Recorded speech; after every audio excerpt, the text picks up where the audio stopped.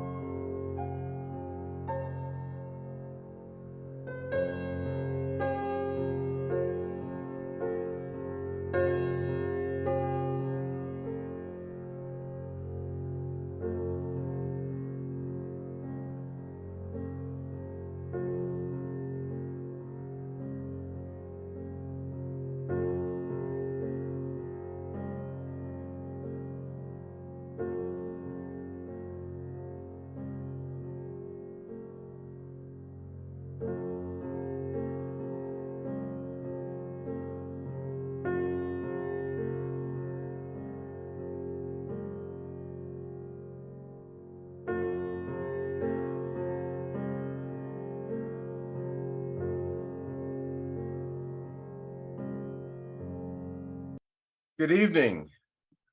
This is Bernard Green, Chair of the Brookline Select Board, and this is the regular meeting of the Select Board for Tuesday, May 16, 2023.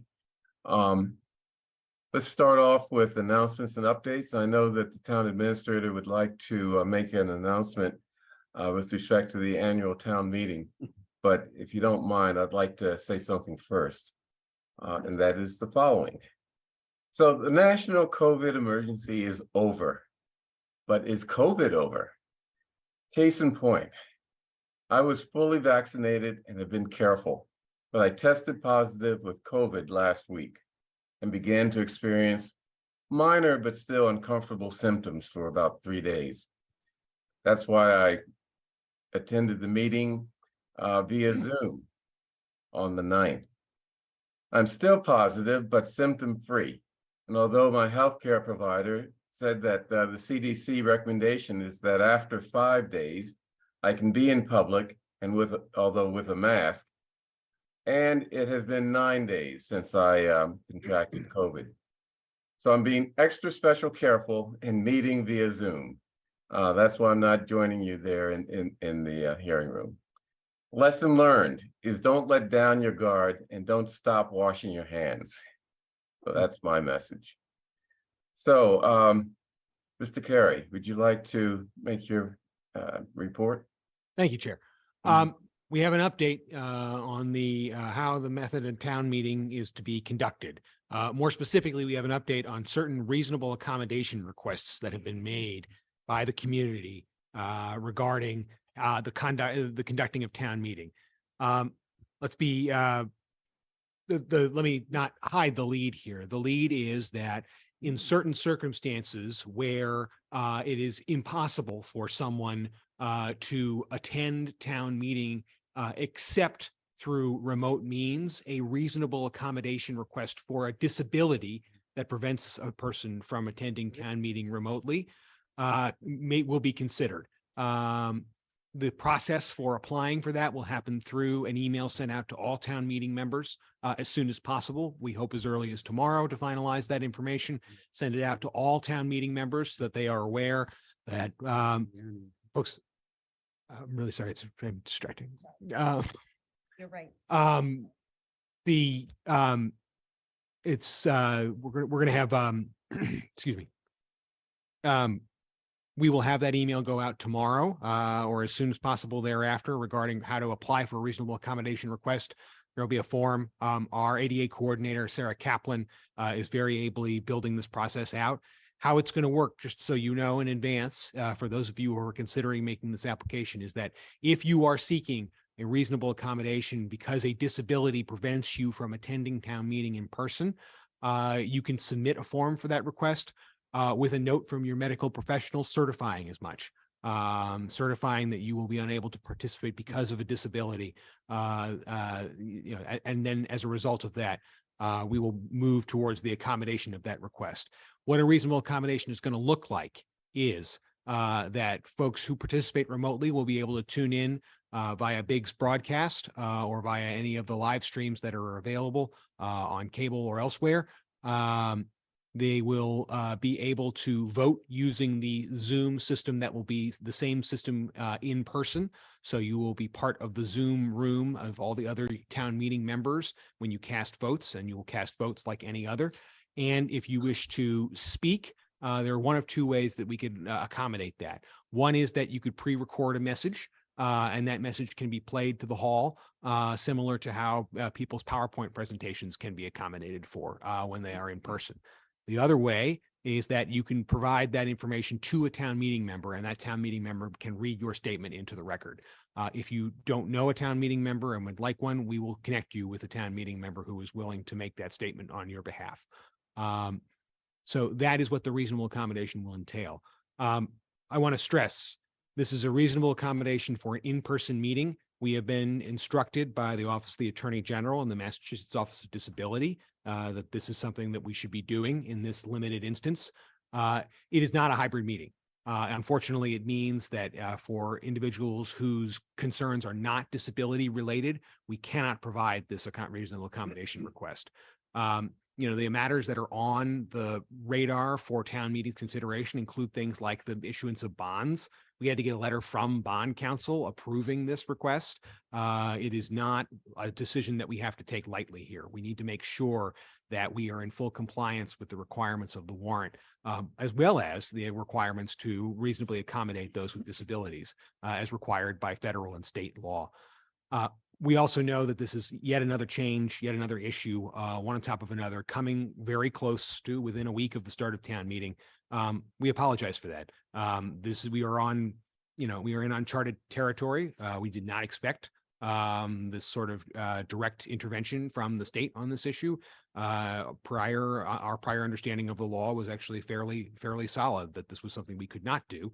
And so the state intervening and saying, not only can you do it, you should be doing it, was unexpected. But we are accommodating that. And we are also moving longer term to ensure that we have the capability for hybrid meeting in the high school in the fall. So while this is not a true hybrid meeting, but an in-person meeting with limited reasonable accommodations available for those who cannot be there physically, in the fall, we hope to have a fully functioning hybrid system in place so that if the community desires it, we can call that hybrid meeting and we can make it happen. So again, I apologize for the whiplash here. It's not something that anyone wants to be caught out in. But for those of you who have issues, disabilities that may prevent you from attending in person, we look forward to working with you to ensure that we have a reasonable accommodation and request from you and in place and operating in time for town meeting, which begins next Tuesday. So if there are any questions from the board. Yeah, I have a question. I don't mean to be difficult here, but is there a reason why we need a doctor's letter with respect to at least those town meeting members who we know, for example, are in wheelchairs, and you don't really have to prove that they're in wheelchairs or that they're disabled. It's just the minimum certification necessary, again, to demonstrate that we have, you don't have to tell us what your disability is. You don't have to go into detail. You just have to have a doctor certify that you can't, or you don't just have to be a doctor. It could be any medical professional that's been treating you. It could be a nurse practitioner. It could be, a note from your doctor's office. It need not be a signed letter from, an MD, at one of the Right. hospitals in Longwood. But we just do need something for the purposes of ensuring that we are providing, the appropriate reasonable accommodations. But that's we're asking for the bare minimum, which is just a letter indicating that, yes, a medical professional says I can't be there in person. And wouldn't the bare minimum, could it be a certification under penalties of and the penalties of law, saying that they are unable to attend because of their disability? I'm just throwing that out. I haven't thought it through much, but just an idea. We'll talk with the ADA coordinator on that front, but Yeah. this is, our goal is to balance out, the ease of the requirement with the insurance that we are, again, because this is technically still an in-person meeting with this limited exception, we need to make sure that we are covering our bases for bond counsel's purposes. And so that's the kind of balance that we're hoping to strike. Okay. Any other questions? Okay, any other updates or comments from the select board? Yeah, yes. Miriam has her hand up. or Ms. Ashkenazi? Yes, thank you, Mr. Green. I would like to read an acknowledgement of a young woman named Alice McGarvey Thompson. She is a member of Girl Scout Troop 88200 in Brookline. I was also a Girl Scout myself. I'm very proud of the organization. And she is the recipient of the extremely prestigious Girl Scout Gold Award. The Gold Award is the highest award in Girl Scouting and is earned by only 5.4% of all Girl Scouts in the United States. And she's the only 2023 recipient in Brookline. She received the award for her work on affordable housing and her work also in the BHS Housing Justice Team. She will be receiving oh goodness, what's the word? A citation for her service. It's been a long day, people. I apologize. She will be receiving a citation for her service. And we really want to congratulate Alice McGarvey Thompson on her award and her work. Great, thank you. Great. Any other updates, announcements, comments from the select board? Seeing none, Ms. Fields, let's go to public comment. Or actually, Mr. Van Scoyac, please read the rules. Thank you very much. And thank you to the public for joining us for public comment. It's an opportunity for us to hear your perspective on the issues in Brookline that matter to you. We do have a few rules to share. Each person speaking tonight is limited to 3 minutes. You don't need to use the entire time, but you may if you like. We encourage you to refrain from personal attacks and from addressing personnel issues during your comments. Members of the public sometimes raise questions. We may be able to provide a quick answer to a question, but are more likely to work with staff to get a more thorough answer and respond over email. We'll let you know when you have 30 seconds remaining, and when your time is up, please conclude your remarks at that time. And if you have more to say, you are welcome to send an email to board members expressing your thoughts in greater detail. Devin, who is on our list? The first person signed up for public comment is Susan Park. You've been promoted to a panelist. You can unmute and your 3 minutes will begin. Thank you, Devin. Good evening. My name is Susan Park, the chair of the Yes on 3 campaign. I'm a town meeting member from Precinct 17.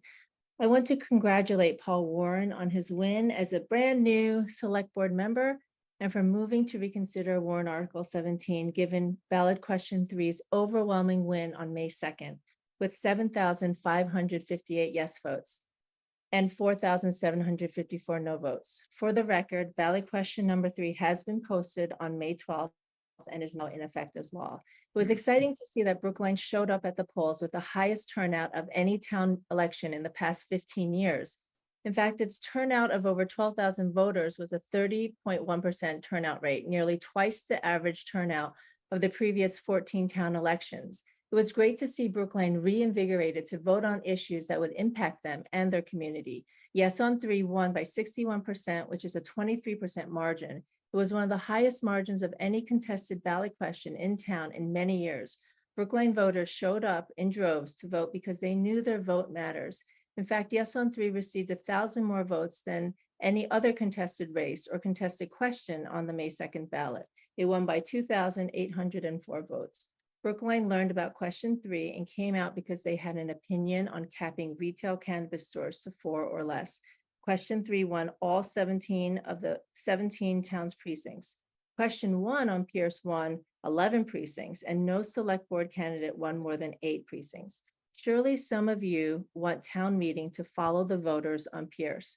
Please do not deny the voters on warrant Article 17 when the vote was so much more overwhelming. What does that do to the credibility of the ask on Pierce? For this simple reason alone, please vote no action on warrant Article 17. Also, town council has made it abundantly clear that litigation threats, if warrant Article 17 fails, is unwarranted, baseless, and has no merit. On May 2nd, 7,558 people came out in the rain, wind, and cold to vote yes on question 3. The town of Brookline has spoken loud and clear. My team and I canvassed hundreds of parents, visited all 8 K-8 Brookline schools multiple times, spoke at PTO meetings only to inform what question 3 meant. You My have 30 team- seconds.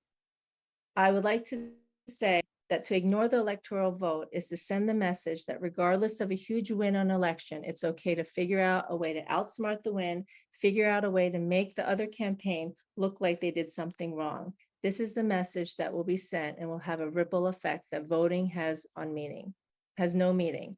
So vote yes on Article 17 and send the message that election results don't matter. The executive branch in Brookline doesn't care about their constituents. I hope that you will vote no on warrant Article 17 for the reconsideration. Thank you all. The next person signed up for public comment is Wadner OG. You can join us at the presentation station and your 3 minutes will begin. Good evening. Thank you for all you work doing. Congratulations, Paul Warren. Congratulations, John Fonzoyak, on re-election. I'm here tonight to urge the select board to reconsider its vote on warrant Article 17. The reason for that, the voters already spoken. They spoke loud and clear. They say, we don't want any more cannabis store. So I look at the statute. The statute does not provide any exception for any additional. We went through the process. We followed the process, and the voters, we put the ballot question 3 before the voter, and then that's exactly what was prescribed in Mass General Law, Chapter 94G. So it's the voters spoke loud and clear, and I hope that the select board reconsider its previous vote that allowed voted in favor of warrant Article 17. Please reconsider that vote. When you look at in my precinct, I am a town meeting member for precinct 15, and overwhelmingly precinct 15 voted 611 in favor of question 3. 255 against question 3. And if you go around all the precinct, all the precinct voted in favor of warrant questions number 3. So it is clear. There's no doubt. I know there's some people around trying to raise doubt. And one of the questions you guys may face with is the equity questions. I am all about equity. The town right now, they have a total revenue, $404 million. If someone want to talk about equity, let's join me. We can figure out how we can make town of Brookline more equitable. When it comes to warrant question 3, the voters spoke. There are plenty other opportunities for cannabis. They have the delivery license. They have the delivery license, and they have the consumption, all other opportunities. If someone talking about equity, they can use those other opportunities that exist. So right now, the voter spoke. Let's follow the will of the voter. Thank you. The next person signed up for public comment is Bruce Levin.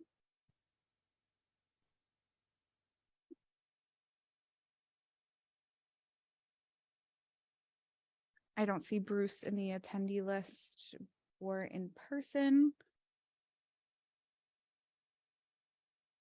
The next person signed up for public comment is Aeon Wang. You've been allowed to unmute. If you want to be promoted to a panelist, you can share your video and your 3 minutes will begin.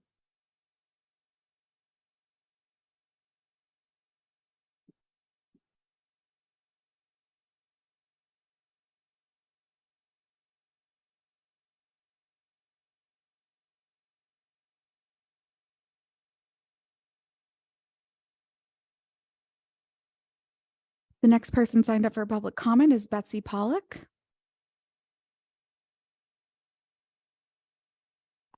Unmute, join as a panelist.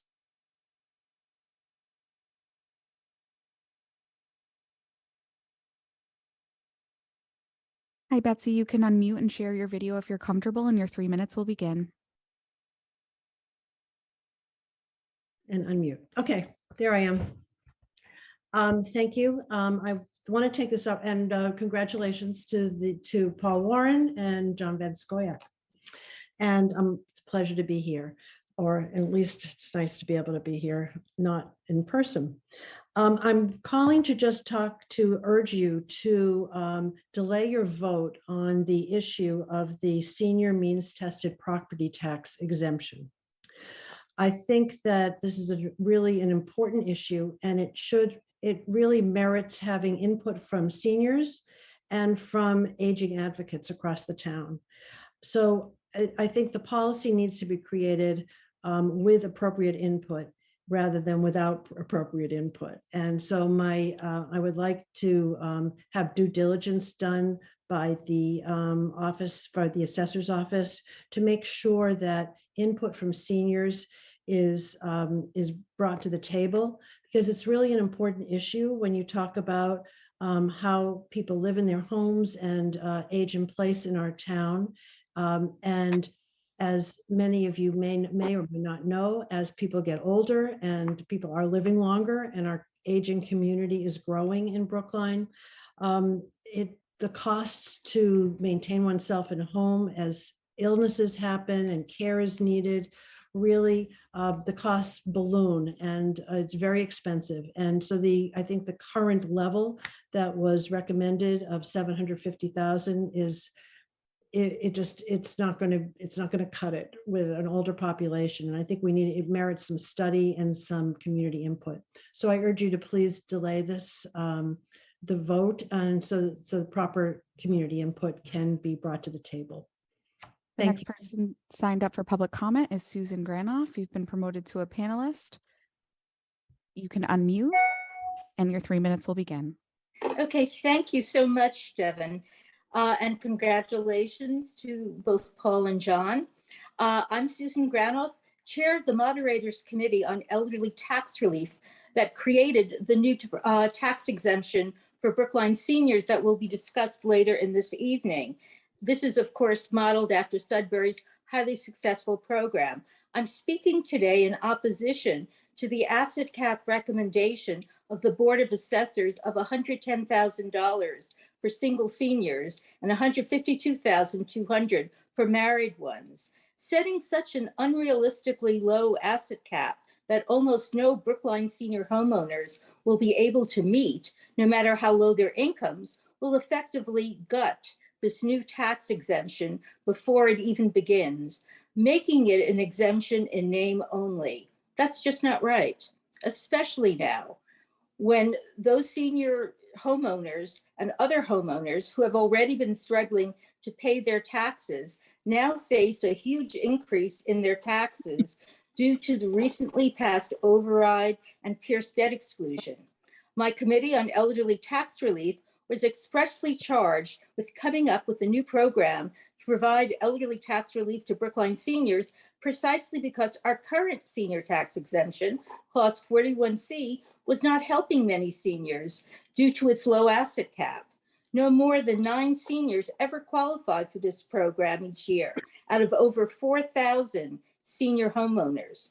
So simply doubling this excessively low asset cap, which is what the Board of Assessors did to come up with their recommendation, is not, in my view, the best, most thoughtful way to establish the asset limits for this important new tax exemption. Based on my years of work on this issue, I personally would recommend that we follow Sudbury's example, the town that originated this successful program and has had the most experience administering it. Every year since its inception, its Board of Assessors, which decides asset qualifications on a case-by-case basis, have permitted individuals with assets as high as $850,000 or more, in addition to the value of their Sudbury home, to qualify for their exemption. You have 30 seconds. I received an email today from Sudbury's chief assessor telling me that the highest asset cap of this year's group of 82 qualified applicants is over $750,000, not including their Sudbury home. The qualifications for Brookline's program are even more stringent than Sudbury's because we require seniors to also have a mortgage on their home. This increases their costs for housing to such an extent that almost all of them who qualify for this exemption are paying more than 50% of their total income on housing expenses and are You've reached 3 considered to be minutes. severely cost burdened. As a result, they're forced to turn to their assets for all of their out of the ordinary costs, whether it's a dental bill or a special condo assessment or needed home repair. We urge Susan, you. wrap up. Okay, yes, we urge the select board to delay voting on this matter until you've had an opportunity to consult with senior organizations in the town. And I strongly recommend that you consider establishing a $750,000 asset cap. Anyone who has questions about this fairly complicated warrant new program, I'd be happy to answer if you just drop me an email. Thank you. Okay, thank you. The next comment is going to be read into the record. And I am timing myself. Hello, my name is Mackenzie Green. I'm a concerned resident. I have been watching the ARPA and select board meetings. My question is addressed to Miriam. I have concerns on the recent ARPA slate, specifically regarding the BIC proposal 23-7.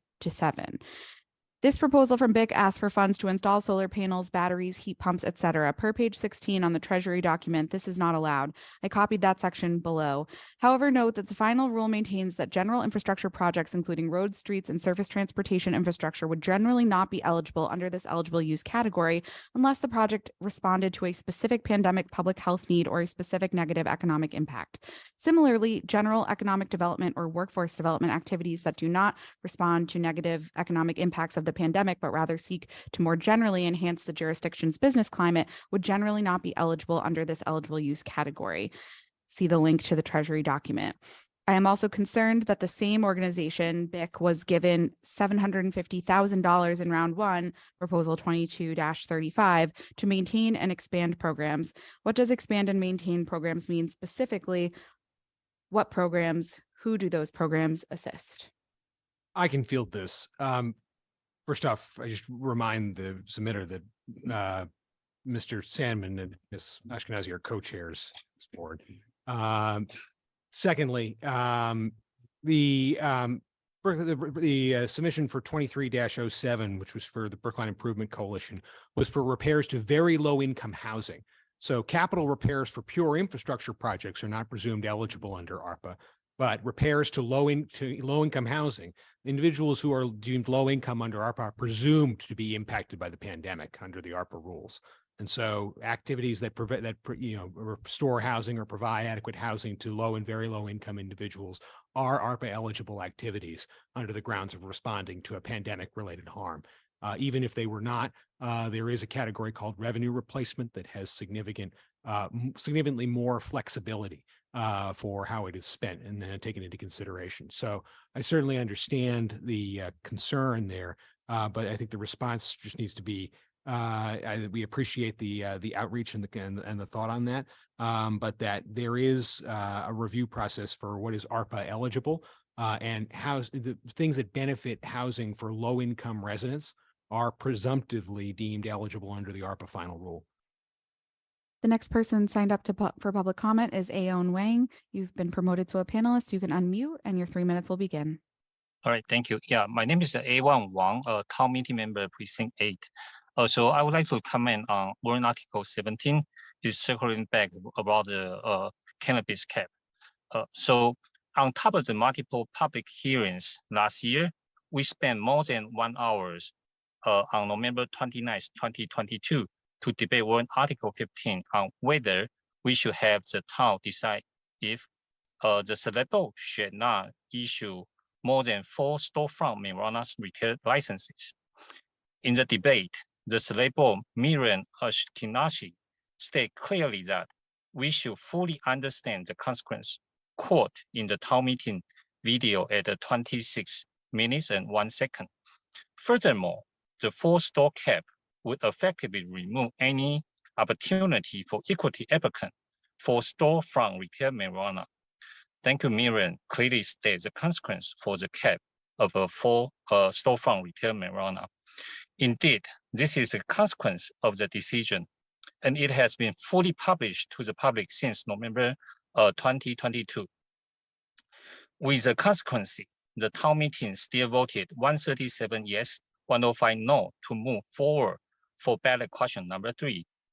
In the May 2023 election, and the supplement information for your reference, all select boards last year voted no action in November 2022 town meeting for warrant article 15. As we are all aware, the vote result in the May election for question number 3 is 7,460 yes, 4,705 no. From Miriam's point in the previous debate, the town made the decision to eliminate further marijuana storefront in any form. Select board are elected by the town residents, and part of the responsibility is to enforce town bylaws and regulations. With a fully transparent debate in the previous town meeting and townwide vote in ballot question number 3, the select board should represent the voice of the town instead of your personal preference. I urge the select board to reconsider and vote for no action for warrant article 17. Thank you so much.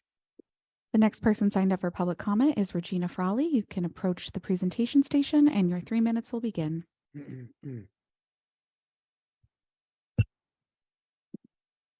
Good evening.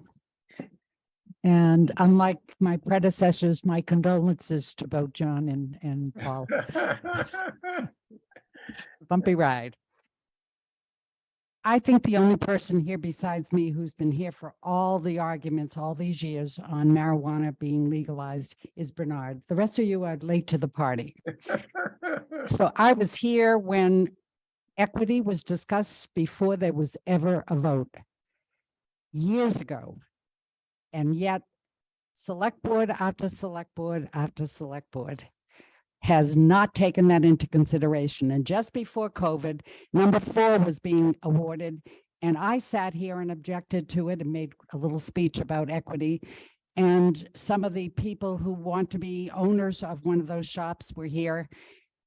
And yet it was given, the award was awarded to a regular investor, non-color person.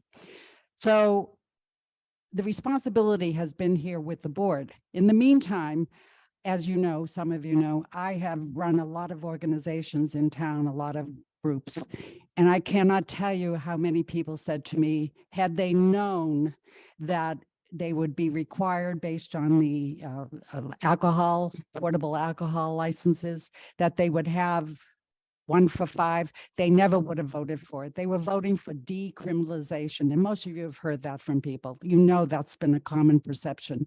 And they certainly didn't know there would be automatic cafes and distribution licenses. Having said that, When number 4 came up, you had the chance to put that on hold, that particular board, and you didn't. That board did not choose to do it. So now the people have spoken. In my precinct, like Wagner, 2-1 voted not to increase the number, to cap it at 4 or less. I know there's a common mentality that, well, you vote your conscience, not what the people want. It really doesn't apply here. When the vote is this lopsided, you have to actually say the people have spoken. That said, I feel like this has been a whack-a-mole issue. It just never seems to want to die. So maybe it's really like vampire. Let's put a stake in it. Let's put a stake in it with this reconsideration vote and to vote number 17 down at town meeting, as well as right here at this board. Thank you. The next person signed up for public comment is Carol McBain. You can join us at the presentation station and your 3 minutes will begin.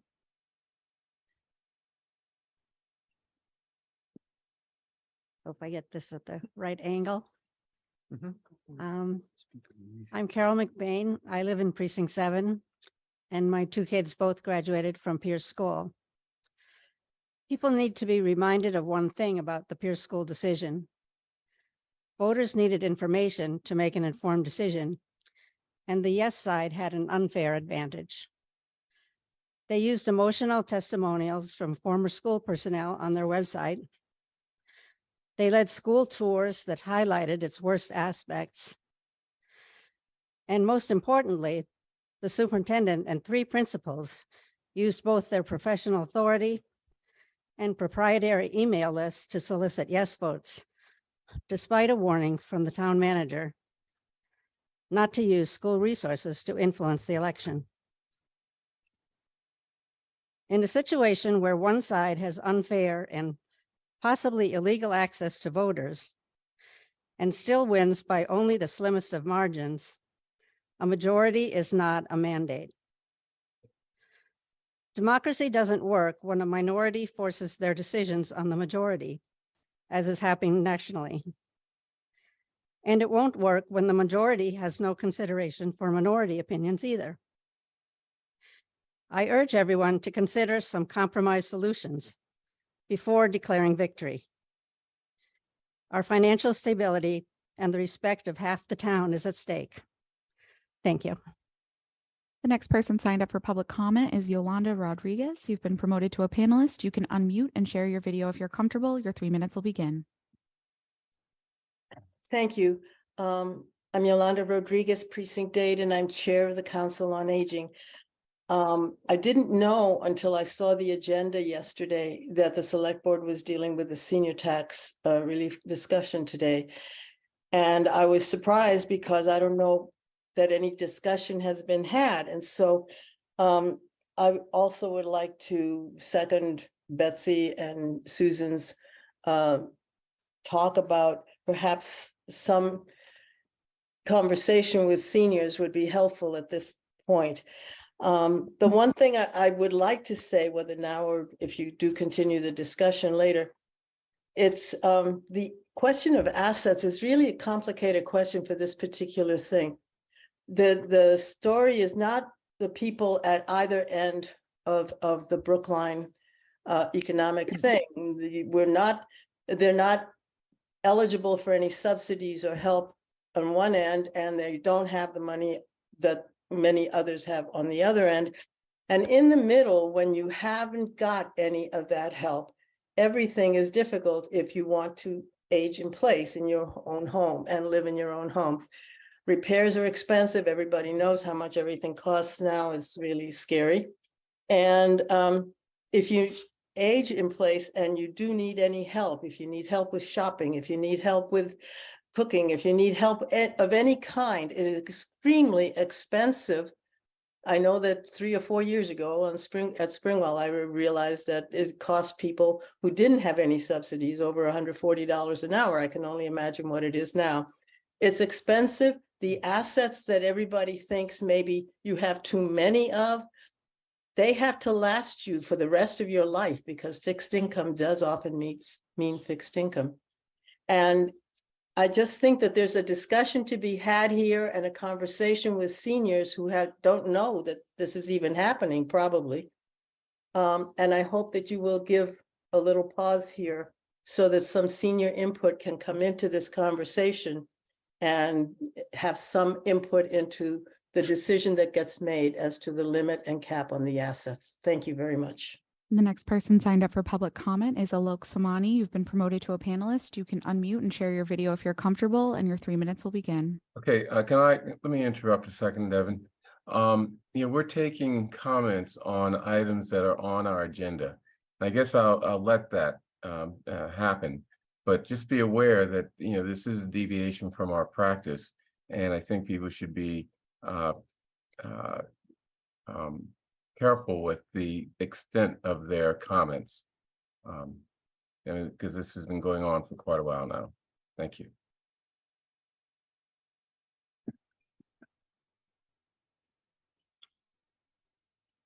Thank you, Bernard. This is Alok Samani. Look, you are breaking up badly. I want to just congratulate Paul and John on their election. My purpose today is just to add a bit of context to better. Devin, I'm in a very bad area. Would it be okay if I came back and did this once I'm in a better Wi-Fi zone?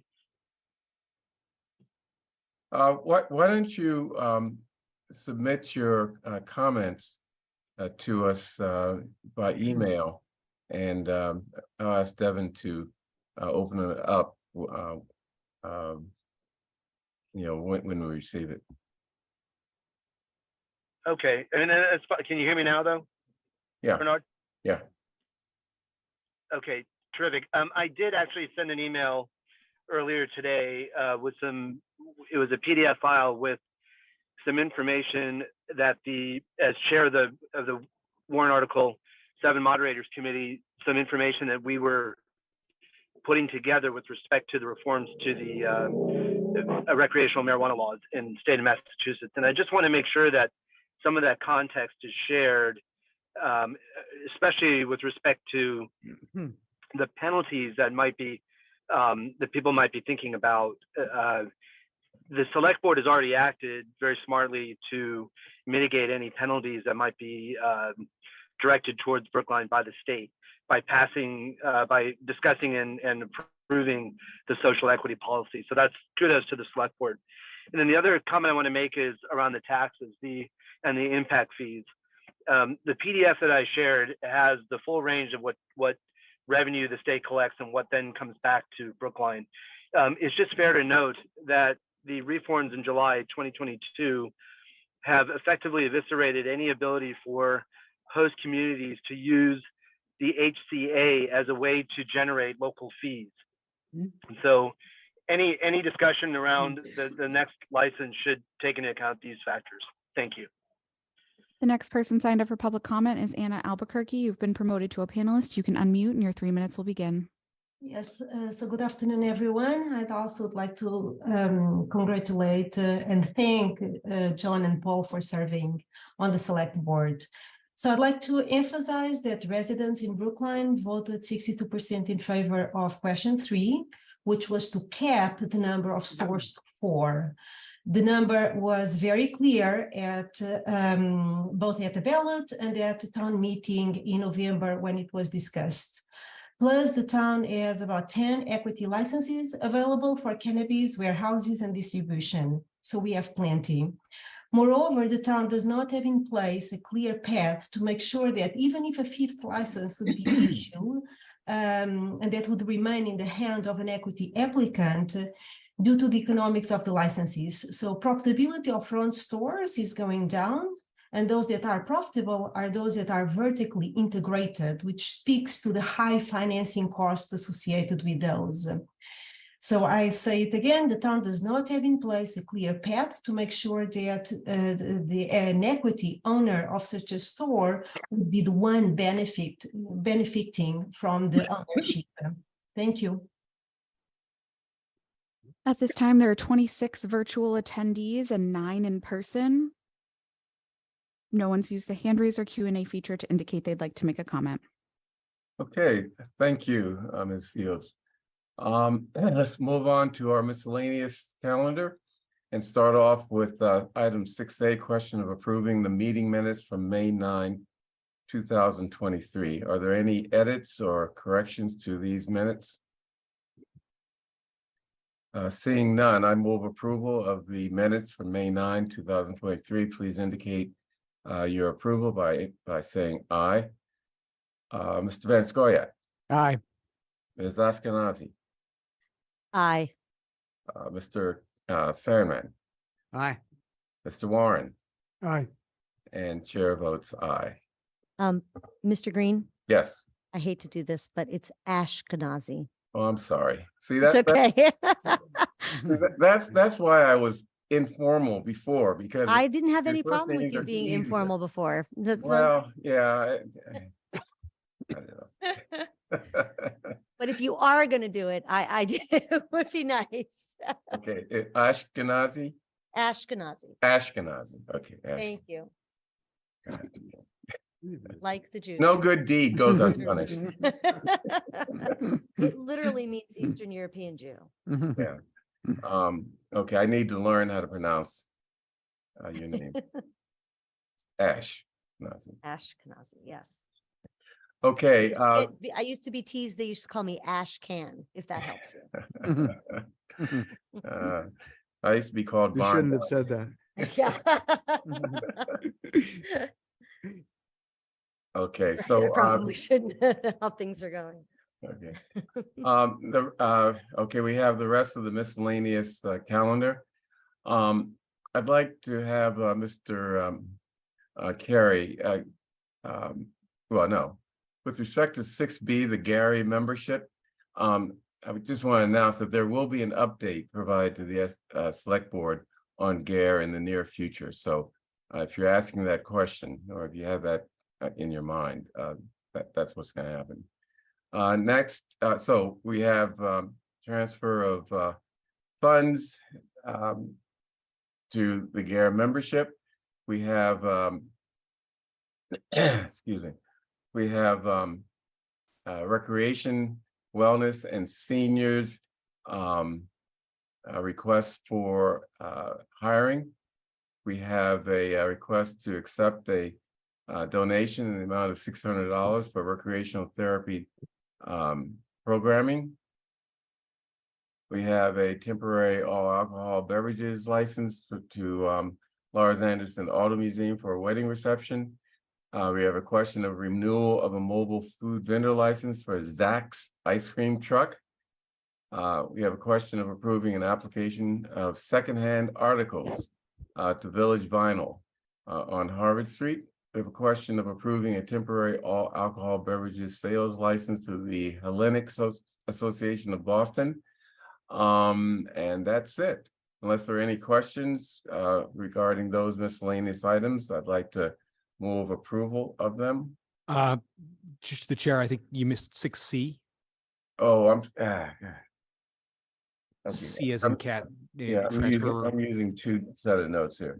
6C, question of approving an appropriation transfer request within the Information Technology Department budget in the amount of $50,000. Anything else I missed?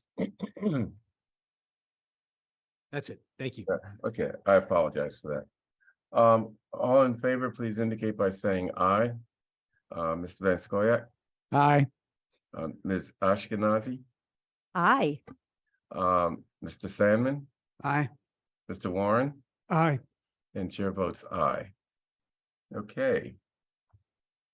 I'd like to know when Zach's ice cream truck can visit my neighborhood. Oh, it comes to mind. Oh, I was there yesterday. $5 an ice cream. Okay. Hey, what do you want? Delivered to your home. Okay, let's settle down now. Let's not get out of control. Okay, next, retiree COLA increase, cost of living adjustment increase. And this is a question of approving a 2% cost of living increase for retirees in fiscal year 2023 which will revert from 3% to 5% for that 1 year. And it will revert back to a 3% cost of living increase for fiscal year 2004 and going forward. Who is presenting that? Is that Charlie Young? Rob Ward. Mr. Young, sorry. No. Oh, sorry. Good evening. I had not planned on speaking on it. No, Charlie, Well, okay, let the town administrator speak here. no, we have a team from the retirement team. Oh, okay. Go ahead. Good evening. I know you're very busy tonight, so we'll get right to it. My name's Rob Ward. I'm on the retirement board. I think you know Frank Zeker, our executive director. As you know, there was a legislative granted a one-time 5% COLA increase to state employees and teachers. There was also a local option for cities and towns, which is why we're here.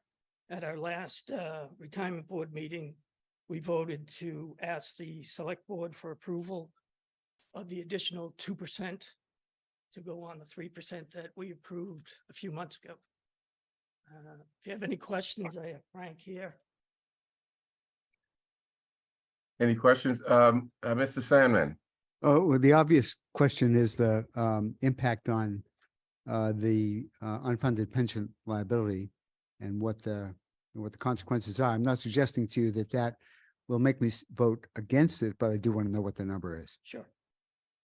Actually, I included in the documentation that was sent. Okay. Supporting, but it's a little bit over $2.5 million. Yep. And the average age of the retirees is 74.2 years of age. Page 89 of Mm, the packet. So Okay.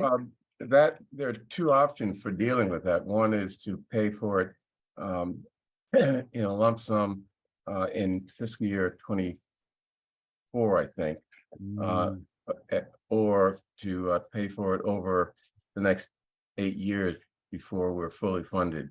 Has a decision been made as to which option you're going to choose? And they will be incorporated into the unfunded liability, which in the present schedule, it's at the end of the schedule. Our assumed rate of return is 6.9%. Year to date through the end of April, the pension fund this calendar year is up a little bit of over 4% net of fees.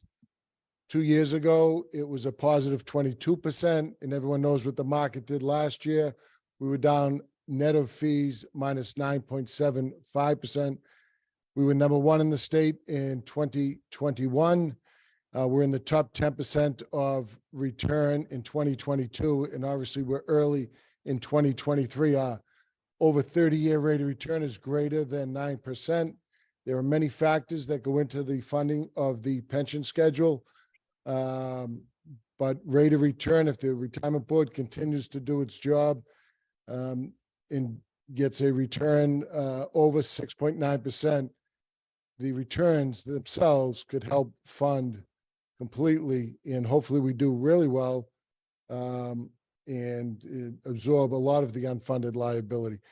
But again, historically, we're greater than 8.5%. Bernard, I have a question. Yes, go ahead. Thank you. Judge. So in your letter, you outline the two approaches. It sounds like what you're talking about is maintaining the appropriations at the current funding schedule. I just want to be clear Yes. that I understand that. Yes. Yes. Okay, great. That's actually the one I prefer. So I'm Thank you. glad we're on the same page. Okay. Okay, any other questions? Are we ready to vote so quickly? I mean, I don't have any issue with it. Yeah, likewise. Okay, I move approval of the retiree COLA increase, 2% for fiscal year 23, up to 5% in that year, and reverting back to 3% in 2024 and beyond. All in favor, please indicate by saying aye. Mr. Van Scoyac? Aye. Ms. Ashkenazi? Aye, so close. Mr. Sandman? Aye. Mr. Warren? Aye. And chair votes aye. Thank you. Thank you. Thank you.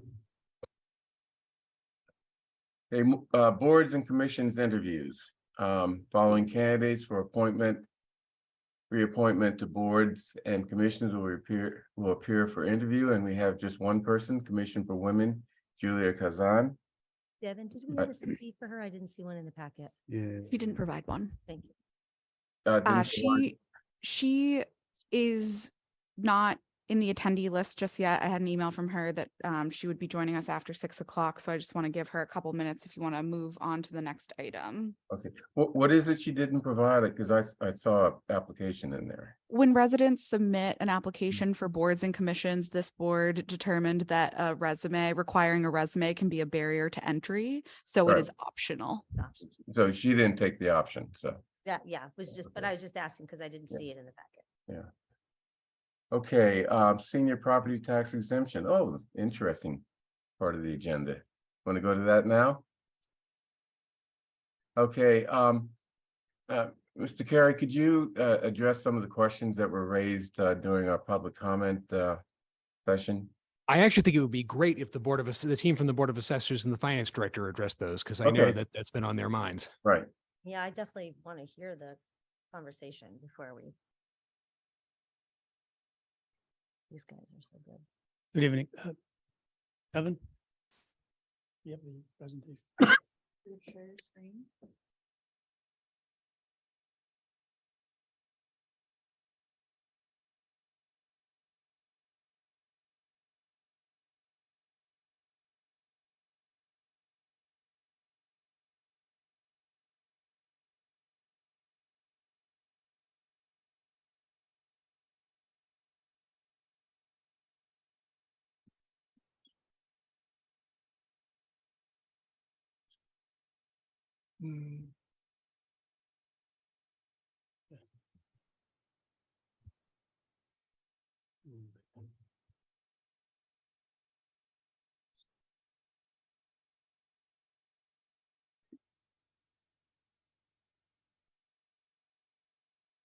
Thank you.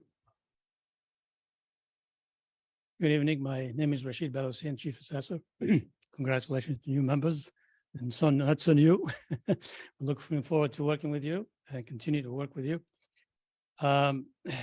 We here today is the asking the select board to set the limits on the on the new means tested senior exemption adopted by the town meeting and special town meeting of 2020 and signed into law in January of 23, pursuant to the Act of 22, Chapter 437.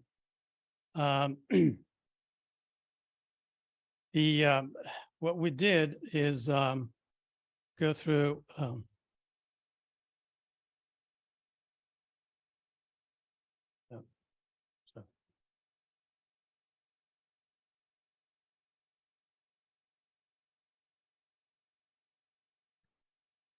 sorry about that.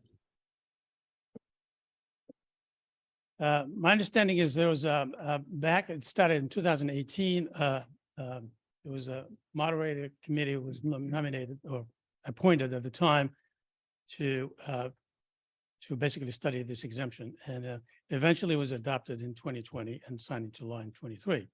So we looked at the surrounding communities that have adopted the same exemptions that we have, and I found about 10 of them, and Brookline is 11th.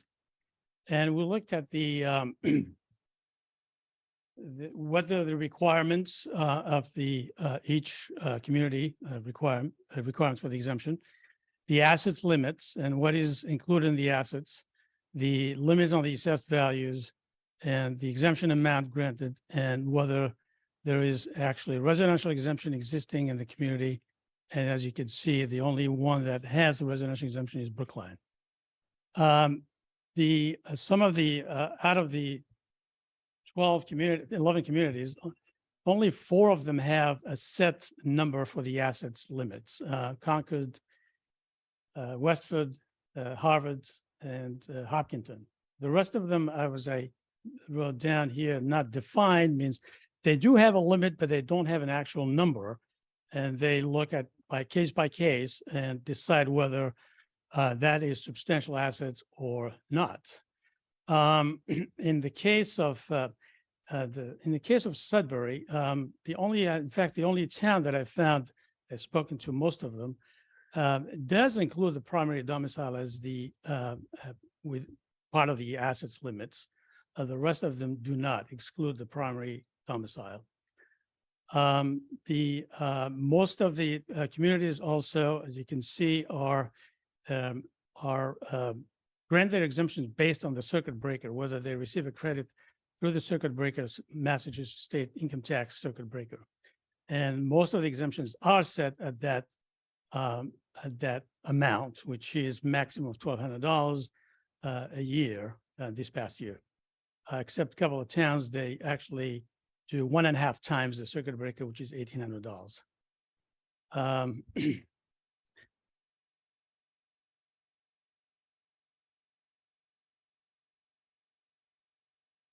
Something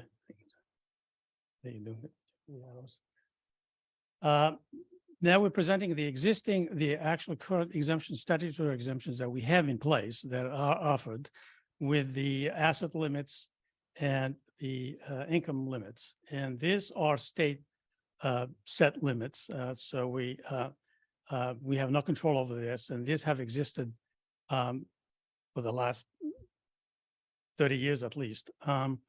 Have not changed over the years, have been stable. There is the only change is the cost of living that's added every year. And past the fiscal year 23 was a 7% increase, and the upcoming year is 6.5% on those assets. The next slide shows the fiscal year 24 proposed, and we're here including the new exemption, means tested exemptions, and what the assessors are proposing is to actually double those asset numbers from the 41C, clause 41C, including the 6.5% that's being added onto fiscal year 24. The reason behind that is we looked at all the communities that we just showed you, and the only community that has the actual residential exemption is Brookline. Looking at the exemptions granted in other towns, they are actually more substantial than what we'll be estimating to be issued in Brookline. The difference is the residential exemption.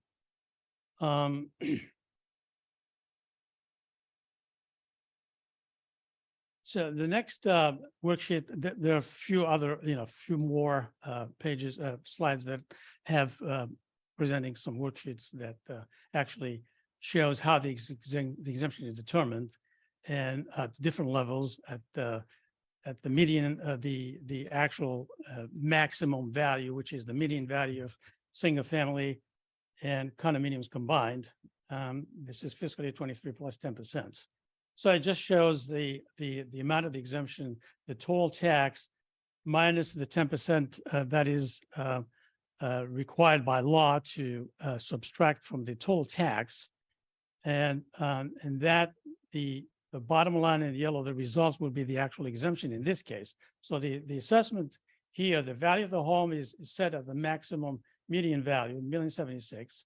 The tax, including after the residential exemption, is $7,600 minus the 10% of the income, the applicant's income, which I'm estimating at 60. On this slide, estimated at $60,000. And that will leave an exemption to be granted $1,645. The next slide will have the same value, but the income of the applicant's income is at $20,000. It results in $5,645 in exemption. But since the law provides that the applicant cannot pay less than 50% of the tax bill, instead of granting the $5,645, they'll be getting half of the net of the tax, which is 50%, $3,822. And the next slide shows, again, this value, it's actually $900,000, an example. These are all examples. under the maximum median value, but also under the value used for circuit breaker. So this applicant will, first, the tax bill is 5884 minus the 10% of the income estimated at 40,000. And then minus the circuit breaker that a person would have qualified the prior year, $2,500, leaves you with $684, and that would be the exemption to be granted, estimated. This, of course, all these slides have no assets limits at this point because we're waiting for your vote to decide on those, and that will determine the final exemptions.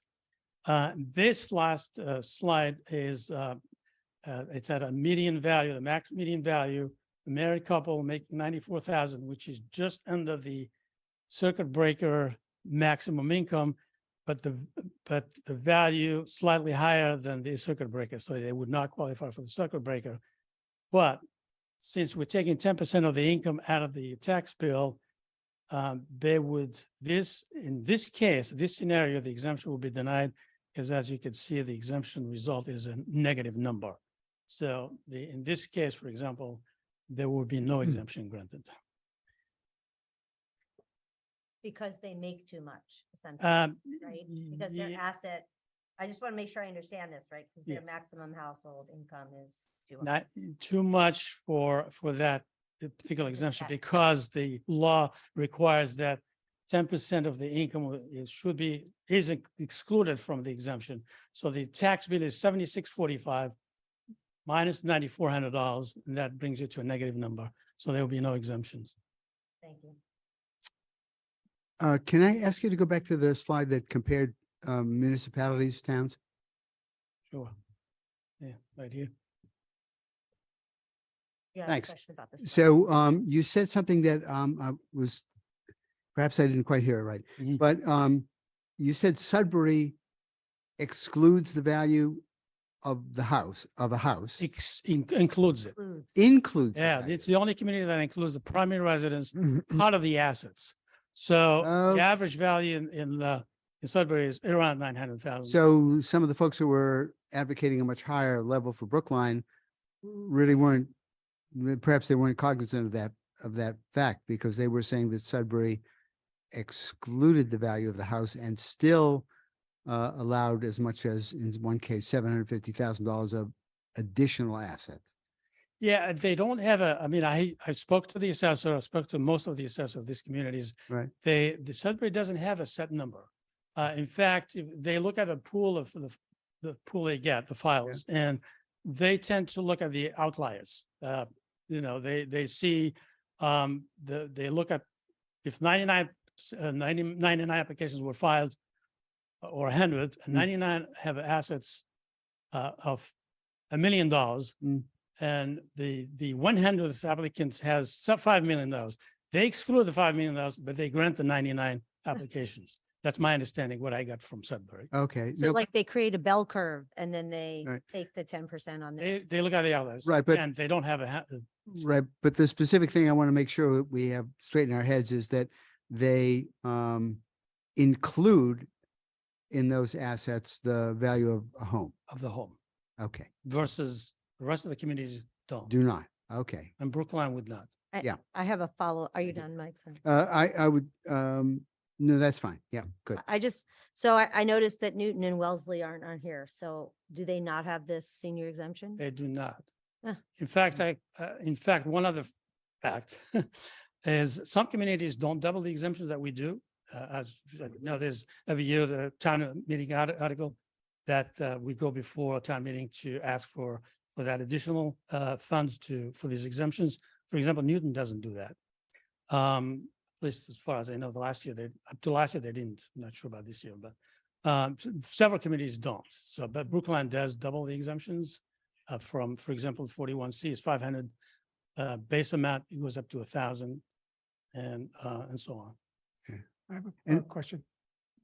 So we had heard during public comment that there weren't opportunities to engage with our aging senior population. Did you have an opportunity to have any type of public engagement, consultation with them? Yes, so the moderator committee was created in 2018. So it started, in fact, there were 5 members, and Dr. Hal Pearson, who's with me tonight, I'm sorry, I forgot to introduce you, and Mark is on the board, the assessors, Mark. He was appointed as the liaison between the Board of Assessors and the committee. And my predecessor also participated in those meetings. And then when I took over, I also participated during the committee. Susan Granoff was in charge as the head of this committee. So we've met and we talked in many occasions. But it was, so we did. Not recently, because again, this started in 2018, it only passed into law this past January. So we started working on putting together the guidelines. Okay, but specifically, I understand that there was a moderators committee that was related to bringing the warrant article forward. Yes. But this specific policy, was this specific policy discussed in any way, shape, or form with seniors in our community? We've talked individually. Again, I've spoken to Susan many occasions, but we did not. I mean, personally, we did not participate in meetings recently. You know, most recent times, like this year, we have not had a chance to talk. But my understanding of the guidelines was already established at this point. The only item that's missing is the asset limits. So it's written into law, so it's passed. So we're not changing anything. In fact, we are recommending the asset limits, but we're not imposing them. I think that's the select board's. Right, but this specific policy that Yeah. you just presented us tonight, Yeah. it has not been presented to the Council on Aging. I spoke with Susan Granoff today. She said she received one phone call. There was really not a discussion. Betsy Pollock was unaware of it. Ruth Ann Dolbeck was unaware of it. Brookline Can was unaware of it. I guess I'm just concerned. Yeah. This is a really critical policy. We just voted Yeah. $174 million debt exclusion, question 1. Question 2, we are raising money in taxes for the residents, which are falling significantly and disproportionately on seniors. Those that have struggles paying their bills. And I'm concerned that we haven't engaged with them sufficiently before I personally can vote on this policy. I'd like to see some more engagement. Yeah, Okay, well, absolutely. Okay, here's what I suggest. Why don't we reach out to particularly the Council on Aging and any other individuals and ask for their comments before we as a select board vote. I think that Paul, I'm going to go back to informal naming. I think Paul's point is important because many times in town, the senior population feels ignored with respect to their concerns. Now, whether that's true or not is a separate issue. But I would like to get or give you an opportunity to reach out to particularly the Council on Aging and other individuals who have thoughts on this, so that they can present their comments to the select board and we can review and digest before we take a vote. I think that select board would be a lot more comfortable doing it that way. Mr. Green, may I have a turn to ask a question? Sure. Thank you very much. And thank you to those who presented and also to those who spoke earlier tonight. I'm all for giving this more time so that more people can be heard. I do want to just clarify a couple of things. You mentioned that we double exemptions every year, and I'm looking at the exemption amounts, and if we doubled them every year, they wouldn't be $175, right? I mean, No, the base amount is for 17D, 175 a year, but we double it to 350, up to a max of 350. So they up to a max of 350. Yeah. Okay. They So receive the 350, yeah. doubling stops at some point, right? Yeah, we Okay, double, I mean, the base amount stays I the base get it. amount of the year, so Okay. 75. Okay, I just I heard or doubles every year, and I thought this can't be. And the other thing I want to say is that thanks to the folks who spoke earlier tonight who suggested an alternative asset limit, but I do think the select board is going to have some data, and I wonder if you can assure us that it's actually data that is researchable as to if the asset limit was, say, $750,000, how many people would qualify for this, and how much money would we be essentially, refunding to people on their taxes from our collected taxes? Yeah. Well, the funds to fund this program is fixed at 0.25 quarter percentage. Mhm. So out of the residential tax levy, fiscal year 23 tax levy, that percentage, that amount is 587,000 if granted in full. Yeah, 587 max per year, for the first year. for the first year. And then it goes up to 1%. The select board has to vote on each year Yeah, yeah, on the amount. yeah. So it's 587 if fully dispersed. So that wouldn't change. It changes with the residential levy. That's percentage of the. But I mean, the idea that there is a cap, that would remain true. And I guess the scenario that I'm suggesting we might face is raising to $750,000 the asset limit would maybe invite a whole bunch more people into the program, but it wouldn't necessarily solve the problem of how are we going to give how are we going to give rebates to all of them? Yeah, if we do get more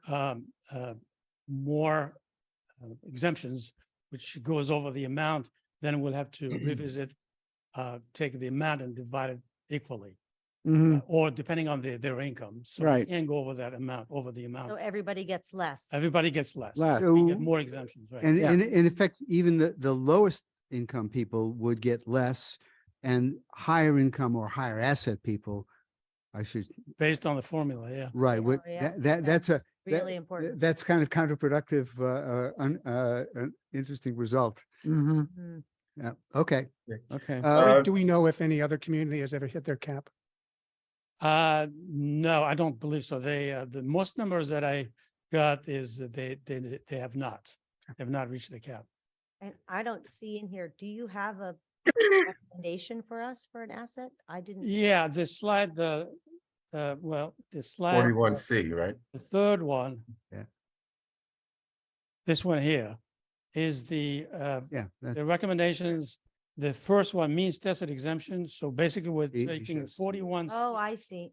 doubling those Yeah. assets.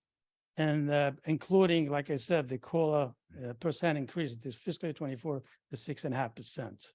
And does our maximum assessed value include that, must not include the residential property? Maximum, our value is the median of the singles and two condominiums combined. Okay. And Okay. Okay, the town administrator has a question or comment. That's why. everybody was- No, I just want to be clear as we talk about going back out and soliciting feedback, what it actually is that is to be decided. How much is set in stone by the law that's been passed and by the work that's been done, and what's still out there. As I understand it, it is remaining to be decided is the actual asset limit set and the degree to what assets are included within that asset limit, effectively whether there's a primary residence exemption, whether that's not counted. Am I correct in that? Yes, sorry, Lincoln Heineman, the town's finance director, correct. Okay. So, and if I could, I just wanted to help Rashid clarify a few points on that point, just to reiterate and make sure it's completely clear. The only decision before the select board or any board in town now is what, if any, is the asset limit and what is included in there. Everything else is specified as in the law that was passed, by town meeting in November 2020, and then slightly modified and passed by the legislature, signed by the governor in January. So that is the only thing under consideration. To select board member Vance Goyek's question regarding how many people are out there, we really don't know yet, because until there are applications and we have we have taxpayers, we have senior taxpayers giving the information regarding their income and assets, we really don't know. And I think that's a key part of the legislation that's passed by town meeting in 2020 and by the legislature, is that it requires the Board of Assessors to come back after 24 months to report on the success of the program, because we don't know and there really would not be a way to know right now. But I just two other things regarding engagement. I hope Rishi doesn't mind me saying this in it, but I think he and I, would be really happy to go and speak, with the senior center. I actually reached out to Ruth Ann Dobeck, our senior center director. And, I think on an informal basis, if it'd be helpful over the next 2 weeks, say, to go out to collect whatever information, might be helpful out there from, for example, the Council on Aging or the Council on Aging director. I think we'd be really happy to do that. But I think the last point I just want to make is to reiterate, the Board of Assessors was making a recommendation based on this data, but at the end of the day, it's the select board's decision, right? And only the select board decision according to the law. So I think there's whatever other feedback you folks might want to do, please do let us know and we can try and seek it. So do me a Mr. favor. Green, I believe there are hands raised. Yeah. Yeah, can we let the chair run the meeting? Thanks. Well, all right. Yeah. Difficult for him to see us. Yeah. All right. No, I can see you. I was right. listening to Lincoln Heineman. I'm going to go back to calling people by their first names. Mike? Yeah, thanks. So the one thing I would urge you to do is explain the point that John You can uncovered. call me either way. That John uncovered, that there's a fixed amount that can be distributed, and if you raise the cap beyond a certain point, or if you raise the cap at all, really, once you bump up against that ceiling, everybody gets less, and therefore the people who are at the lowest level of assets will be most seriously, disproportionately perhaps affected by increasing the assets. Yeah. As you noticed, one of the worksheets, the higher the income is, the less you get, because it's 10% of the income is. Yeah, I'm not speaking of income. I'm speaking of, we're being asked, we're not being asked to change the income limit. I'm sorry. It's the asset limit. The assets, yeah. And that does have that effect. Yes. So, by the way, the assets is every year you have to vote on this. So we can revisit this again next year. If it turns out that the assets were too low, you can you have that option to increase it or decrease it. It's your vote. Right. Okay. Bernard, I have my hand up. Yep. Paul. Thank you. Raise your hand a little higher, Paul. Looking right at There you you. go. I could put both up if that'd be helpful. No, just And this is maybe more of a question for the town administrator or to how to navigate this. There's a couple of ways to get feedback. There's a roadshow to a large group of people whose eyes glaze over when they see worksheets and stuff and they don't know how to make sense of them.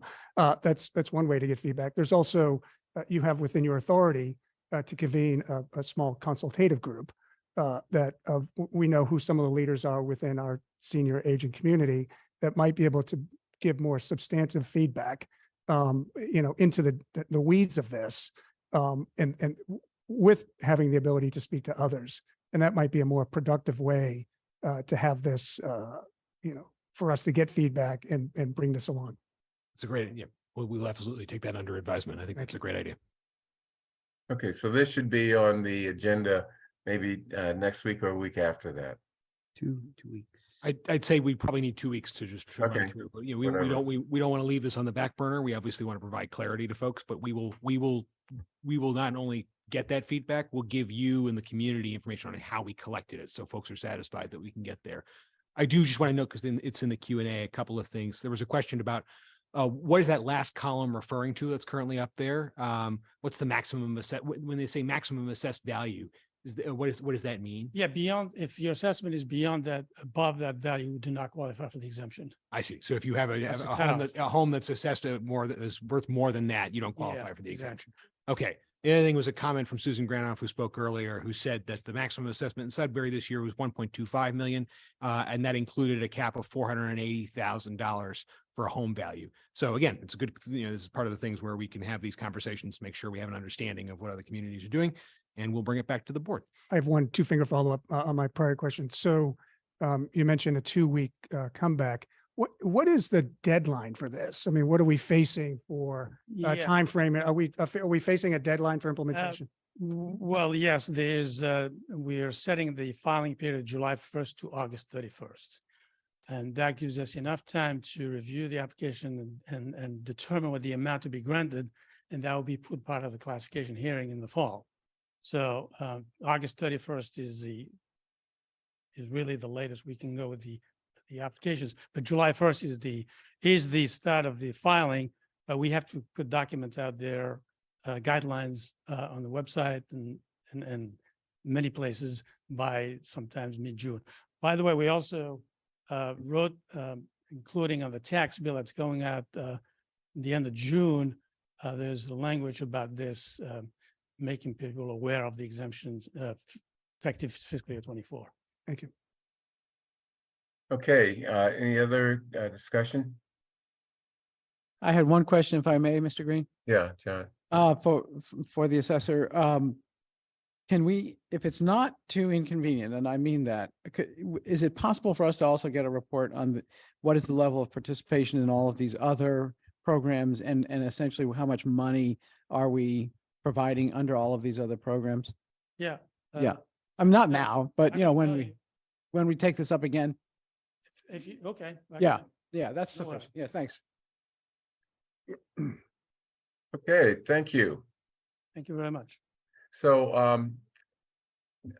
like I said, going back to informal, Devin, is there, let's see, is Julia Kazan available? Yes, I'm promoting her now. Okay.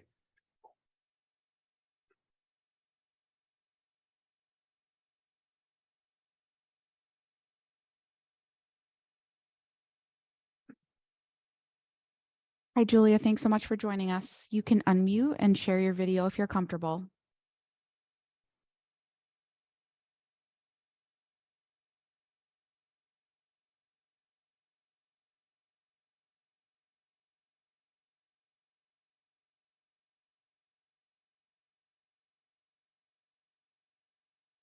Good evening. So tell us a little bit about yourself and why you have applied to the Women's Commission, and then we'll ask you questions. I applied because I'm very interested in making a difference. I'm interested in supporting the women of the Brookline community.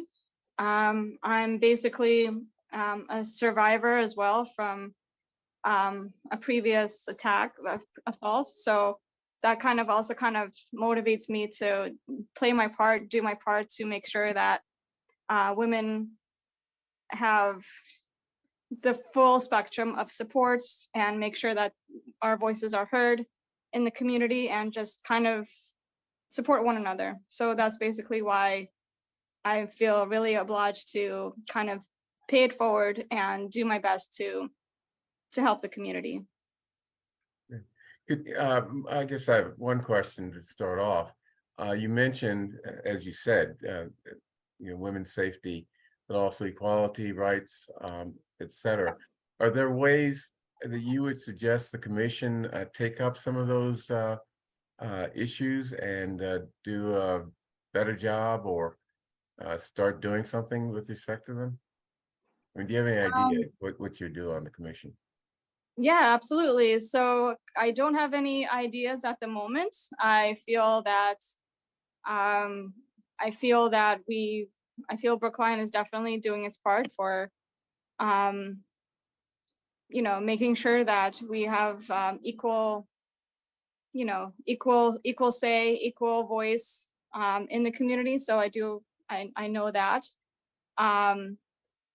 So yeah, I don't have any ideas at the moment. Any other questions from the board? John. That's me. Yeah, thanks. back to you. Thanks, Mr. Green. Thank you for Bernard. applying thank you for applying to the commission, to be on the commission, excuse me. I just a couple of questions.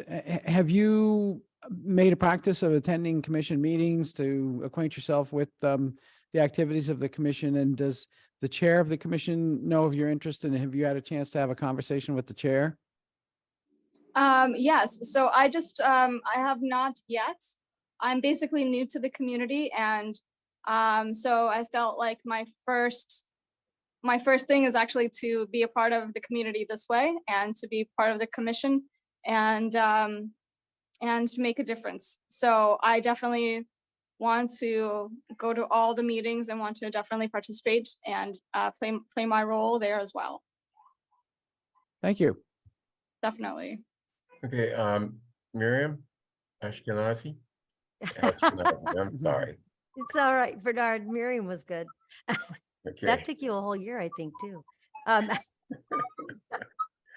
Thank you so much for applying. I love to see, especially obviously, more women being involved in politics and commissions and committees.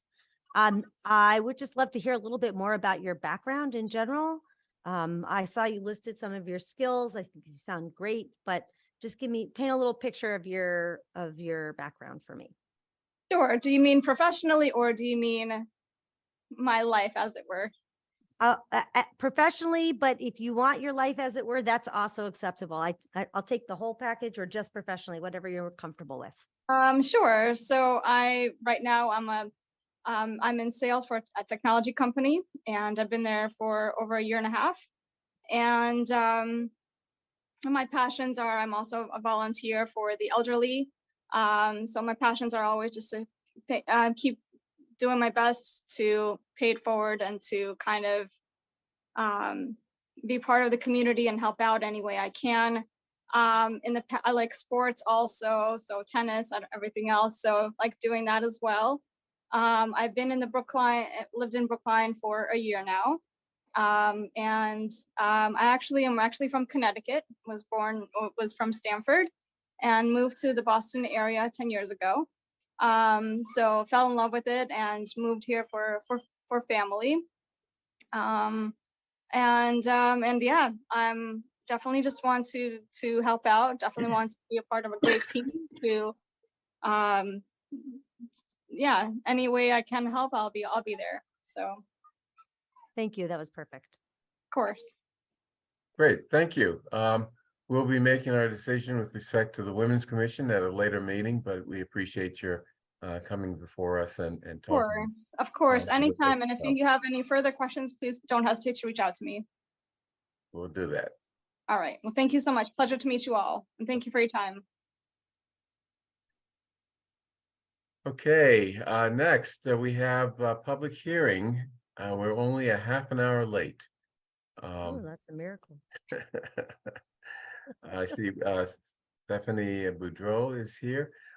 First, the transfer of hotel, an inn holder, alcohol, and common victualler, and entertainment license.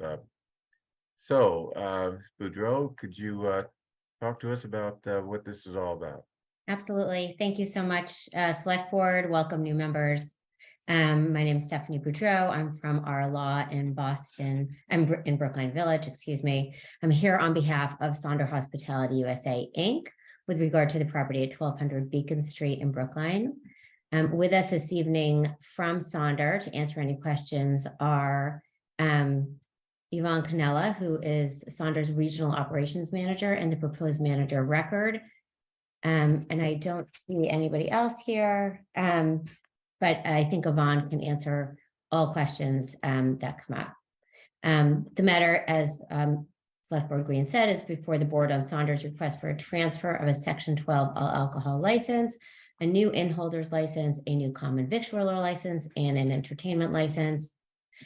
By way of brief background, several years ago, the hotel at 1200 Beacon was acquired by the current owner, which is 90210 Brookline LLC.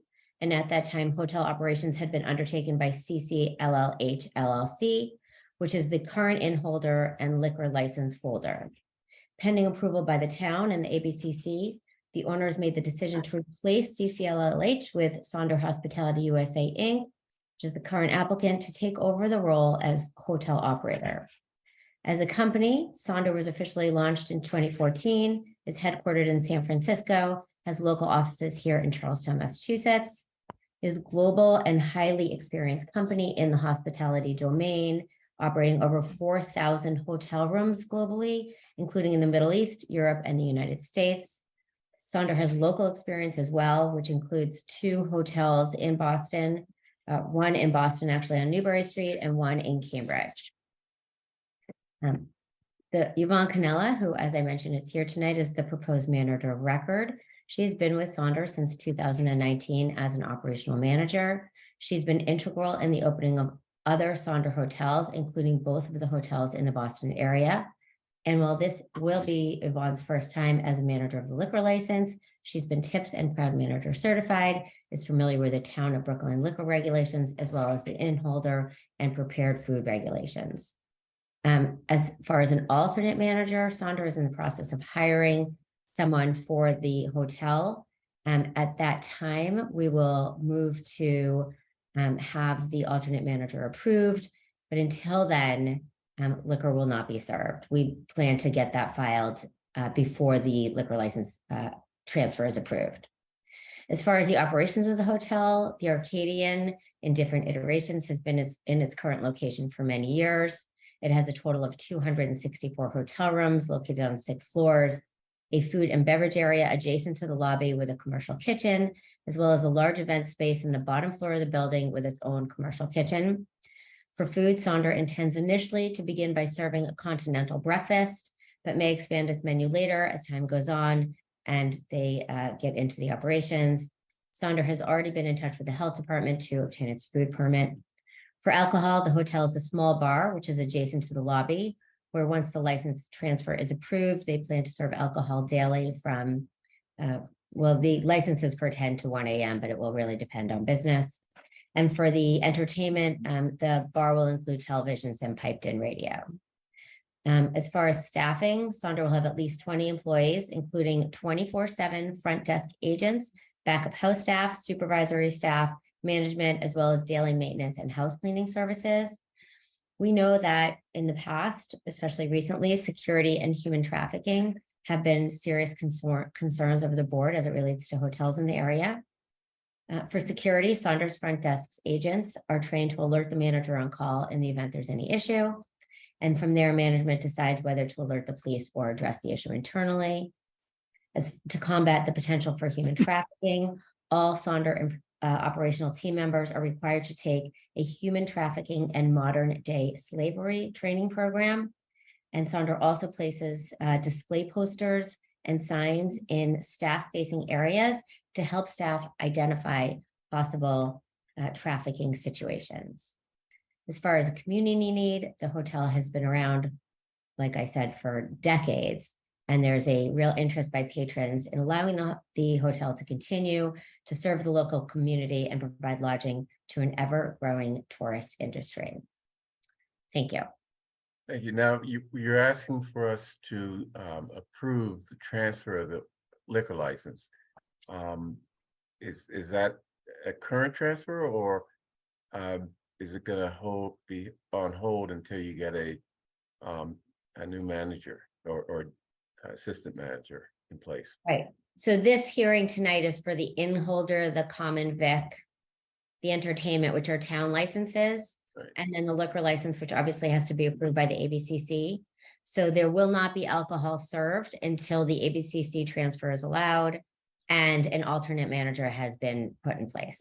My question is that should we be approving your all alcohol beverage license or wait until ABCC, or are we approving it pending or conditional on approval by ABCC? You would, so it works like you approve it and then it goes to the ABCC and then they approve it. Right. So yes, and it would be conditional upon the approval of an alternate manager as well. Right. Okay, any questions from the select board? This is a public hearing. Yep, I just want to give us. Oh. Miriam? I will just say that according to what I'm seeing on the website, the rooms are a significant improvement to what it was before. Yes, we actually are focused on, hi everybody, I'm Yvonne, I'm the Senior Operations Manager, and we are very focused on our design and just kind of having a perfect space for our guests. We appreciate that. You're welcome to come and stop by and then we can do a tour with you guys. Okay. Any other questions from the board? None. Let's open the public hearing and see if there's any public comment. Hi there. My name is Richard Pear Barsvik. I'm a resident of Brookline at 12 Parkman Street. Right behind me is the Arcadian Hotel. Let me just say that at the moment, I'm rather agnostic about whether this transfer happens or not, but I'd like you to table your decision pending my comments. I'd like to see the Arcadian Hotel succeed. They need a liquor license to do that. That's fine. Problem is, they haven't been very good neighbors.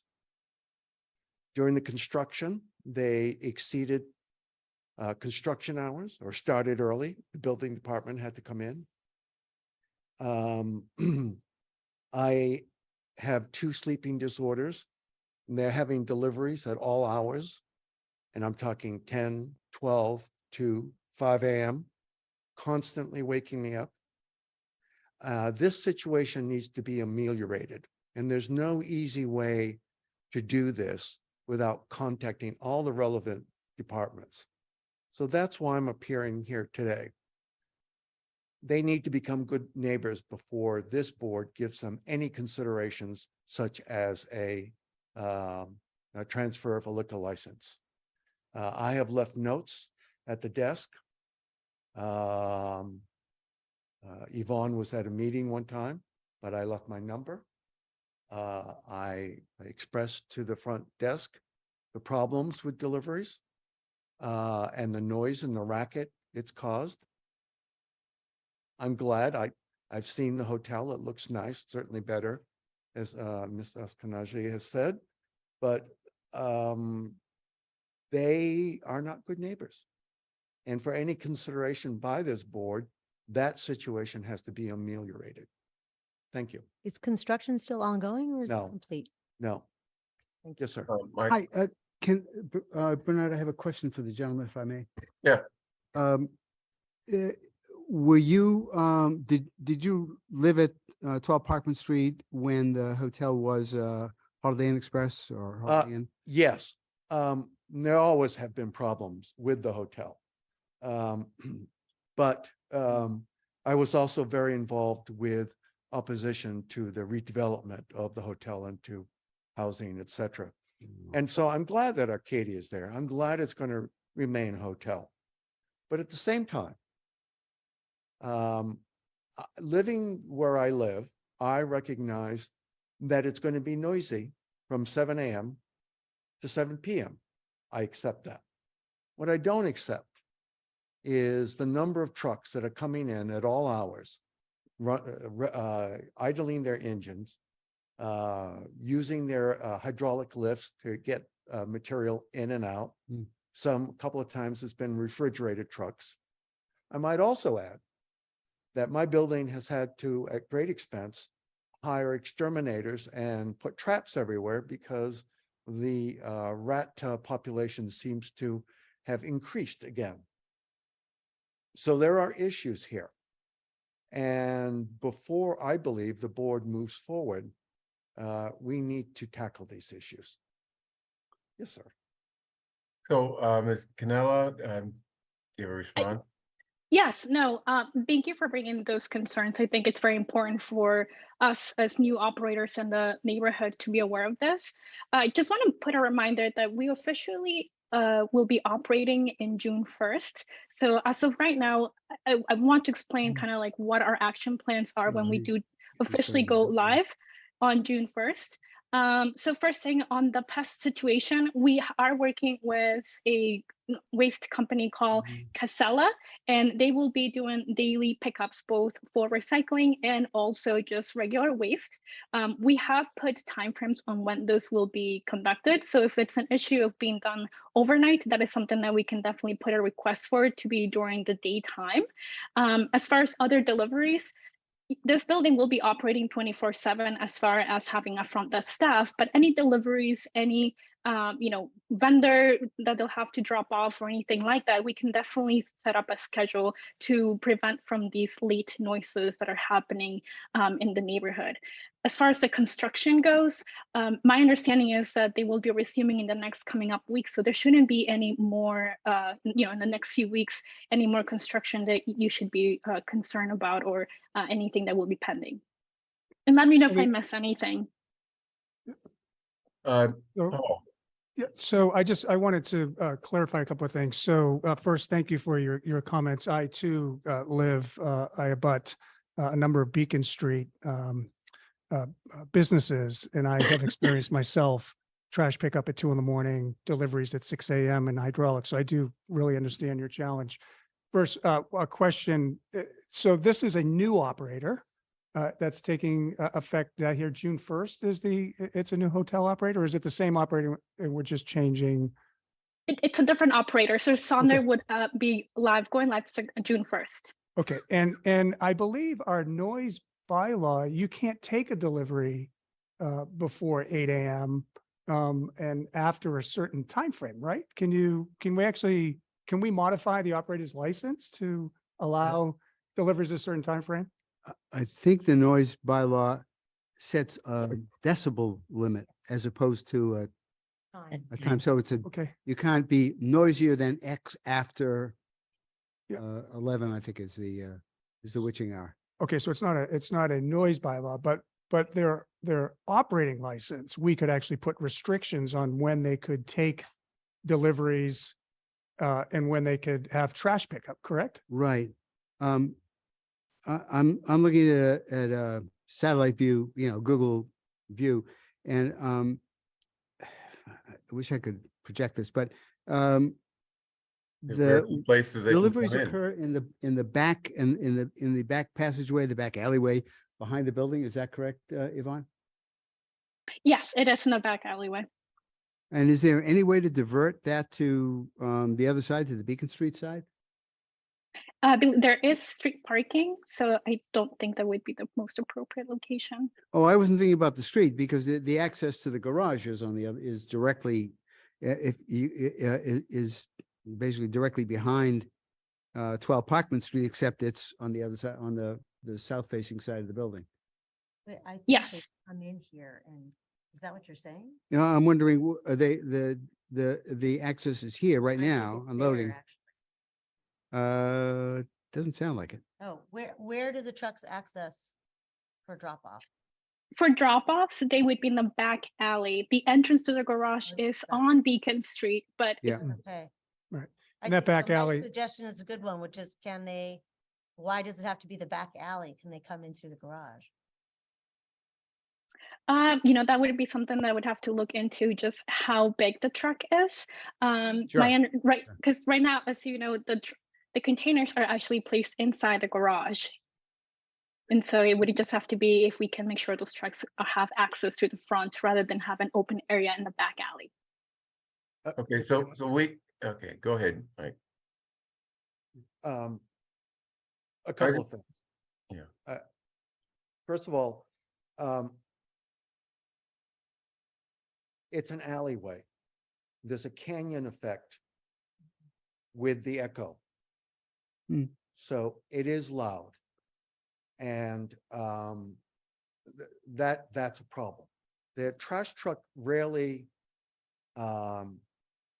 is out of hours. Occasionally they'll come in at 6 o'clock in the morning.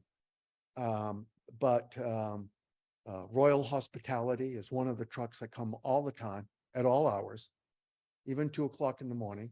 I've learned to recognize them by just the sound of their hydraulic lift on the back of their truck. So yes, the garbage trucks are noisy. They're not the only offender that is making deliveries. My suggestion to the board vis-a-vis this gentleman is to, yes, make it a condition of the transfer of license or of their licenses that these issues be addressed and enforced. so Well- I'd like to just resonate what he just said. So again, I'm going to give you personal experience. I live at the end of St. Mary's Court.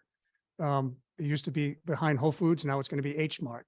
I've got several restaurants. I've got 6 dumpsters within, 90 feet of my house. What this gentleman says about the canyon effect of tall brick buildings in a residential neighborhood, we need to find a way to have these two experience coexist.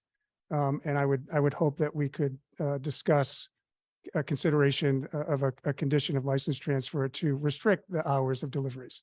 I have to jump in here. Yeah. The short answer to that is no.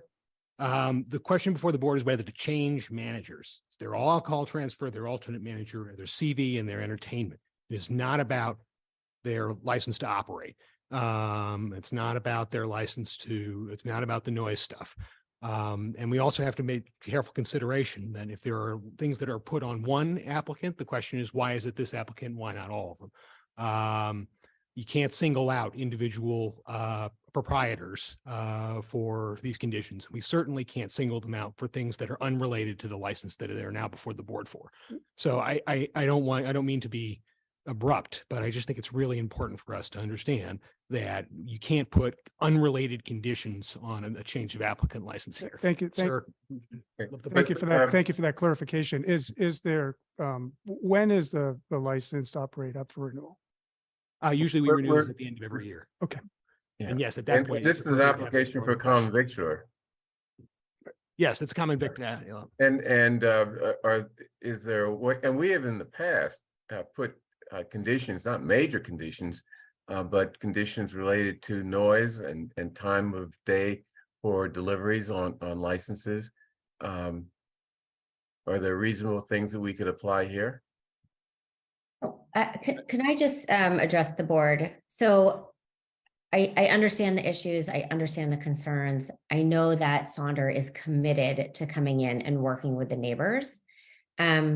So what I would recommend as reasonable, rather than putting restrictions on at this time, waiting until the renewal is up, seeing if Saunders has been a good neighbor, and if not, or if there are continuing issues to, once Sonder gets in, I think it's difficult to say for Yvonne and Sonder to say now, oh yeah, sure, we can deliver through the garage, because they haven't even taken ownership. So it would be hard for them, or impossible for them really, to agree to a condition. They just have to get in and start operating. So I would suggest, letting them get in, get settled, start operating. And then again, if at renewal, the neighborhoodliness of Sonder has not worked, or the neighbors don't feel like their issues or concerns have been properly addressed, that it be reconsidered then. Yeah, that's good. I agree with that. Yeah. May I? Mike? May I? Yeah. I'm all set. Respond to that. Prior to living in Brookline, I lived in the south end of Boston. I was on the design and review committee for 12 years. I've heard lots of promises made in lieu of, well, just let us do this, and we're going to make it right over time. To say that I have been disappointed more than once on how those things work. Let me also recognize that the town administrator has a point. Granted, but now you know. The Board of Selectmen in Brookline knows that this is a problem organization. I might also add that I left my name and number very politely and asked the manager to call me. I never got a call back. I said to one of the people, I said, look, if we can't resolve this, I'm going to have to go to the town. And their reply was, well, then go to the town. I'm at the town. So just in response, one of the reasons that the owner of the hotel has decided to go with a new management company is they were not 100% satisfied, I think, with the prior management company. So with Sonder coming in, again, Sir, Sonder hasn't taken over. So that note that you left probably never made its way to Sonder. So they're taking over June 1st. And I know it sounds like promises, and but I hope that you would give this new entity a chance and see what they can do. And I just want to add, if I may, I'm sorry, that we absolutely here on the town hear your concerns on this. And to the extent that there are issues that any of the town departments can assist you with, we're here. That's what we're here to help with. So I'm luckily retired, and I'm tired of calling the police all the time. Whether it be construction at the medical office at the corner of Powell and Beacon Street, or construction at the hotel, or noise complaints about garbage trucks, Royal Hospitality. I'd like the town to actually take this on. And to be perfectly honest, this is a good time to get a written agreement from Saunders as to how they will operate. Unfortunately, at this time, I don't think that's something that we can do as a condition of licensing, but as. Well, I understand, but as a condition of being a good neighbor, they, I'm sure, can draft a letter and present it to the Board of Selectmen about how they're going to ameliorate this situation. That is not within the realm of the impossible. It's quite possible. And we have it in writing then. So my hand's up for now. Miriam. Thank you. First, we're select board. Thank you. Sorry. Can only handle so much in one day.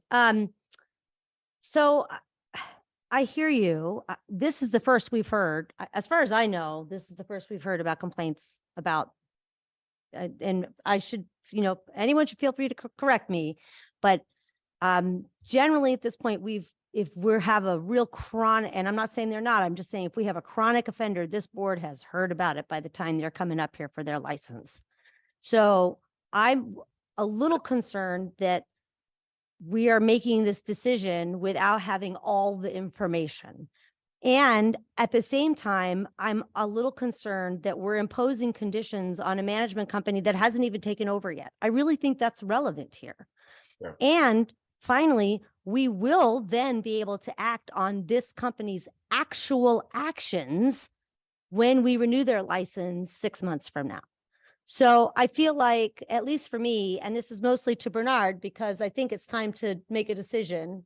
I feel like we transfer this, or at least I would vote to transfer this, and then we keep an eye on this situation, which we have done before, where we specifically have somebody making sure we're looking for complaints, we're, watching it and finding out how compliance is happening. And then we address the issues when it comes time to re-up their license. Right. And So that's where I fall on this. Okay, I agree with that. And in our packet, we have letters from various departments, including the health department, with respect to whether they comply with the health rules, and other departments with respect to other issues. So I think, we're covered. I mean, the hotel knows that there are some concerns within the community, and I assume that they'll address them. And they know that we are monitoring that and have an opportunity upon renewal of the license to address it more aggressively. So I move that we vote. Well, actually, is any other public comment? I just want to thank the select board for your time and effort and service to the community. It's often an unthankable job, occasionally in need of combat pay, but thank you very much. Not that And bad. I hope that you, It I is hope, Brookline. I hope that you would come back at the time of renewal and report to us, hopefully good news that Well, I'll the just new call the management town company is doing a great administrator job. and say, Yeah. Okay. I mean, I will say this in my experience of 2+ years on this board, when we say we'll keep an eye on something, we have. thank you. So And it's not just us, it's town staff who are very, very good at monitoring things and taking in complaints and reporting to us issues that come up, so. All right, thank you. Thank you. At this time, there are 26 virtual attendees and 3 in person. No one is using the hand raise or Q&A feature to indicate they'd like to make a comment. Okay, I move that we close the hearing, or let's close the hearing now, and I move that we vote unless there are any other questions or comments from the select board. Seeing none. Okay, we have 4 items here. Question of approving the application. Did I see a hand raise? No, okay. Question of approving the application of a transfer of in-holder license from CCLH LLC DBA Arcadian for Sonder Hospitality USA Inc. doing business as Arcadian at 1200 Beacon Street. All in favor of that transfer of in-holder license, please indicate by saying aye. John, Aye. Miriam, Aye. Mike, Aye. Paul, Aye. and chair votes aye. Next, and let me make sure I get this right. Question of approving the application of a transfer of an all alcohol beverages license from the same people to the same people, and a proposed manager of record of Yvonne Canella. Proposed operating hours will be Mondays through Sunday, 7 a.m. to 1 a.m. This approval is conditional on approval of the ABCC and conditional upon the hiring of an assistant manager. Is that correct, Ms. Boudreau? Yeah, an alternate manager, yes. An alternate manager. Yes. Yeah. All in favor, please indicate by saying aye. John, Aye. Miriam, Aye. Mike, Aye. Paul, Aye. chair votes aye. Next, question of approving the application of a new common victualler license for Sonder Hospitality USA Inc., which is a new operator and therefore needs a license. Proposed operating hours is the same Monday through Sunday, 7 a.m. to 1 a.m. And seating in their restaurant will be 102 seats. All in favor, please indicate by saying aye. John, Aye. Miriam, Aye. Michael, Aye. Paul, Aye. chair votes aye. And finally, question of approving the application of an entertainment license, which will consist of radio and television, Sunday through Saturday, 7 a.m. to 1 a.m. And no issues of noise with respect to neighbors are raised here because it's just TV and radio. So I move approval. All agreeing, please indicate by saying aye. John, Aye. Miriam, Aye. Michael, Aye. Paul, Aye. chair votes aye. Thank you. Thank you so very much. Okay. Make sure the restaurant and the hotel are friendly to the neighbors as well as friendly to those of us who are going to visit you. Absolutely. Thank you. Okay. Okay, next, another public hearing, liquor change in manager, officer, and stock. Let's see, we're talking about change of manager of record. Let's see. Okay, this is the Omori restaurant at 195 Washington Street.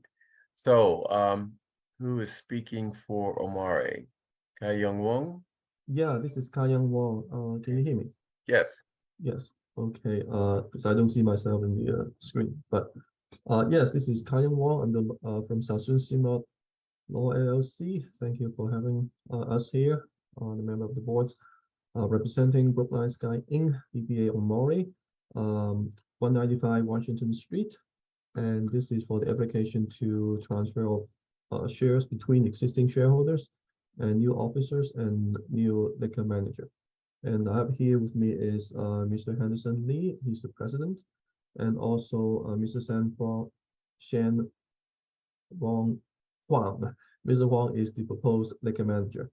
And there's no change in the operations. Mr. Huang is a U.S. citizen.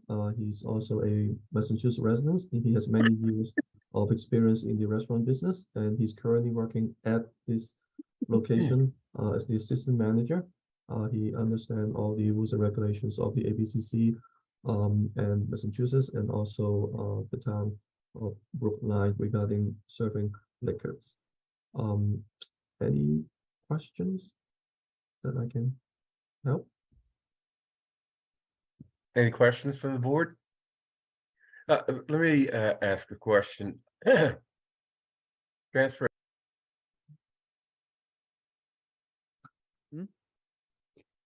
Uh-oh. We lost him. Uh-oh.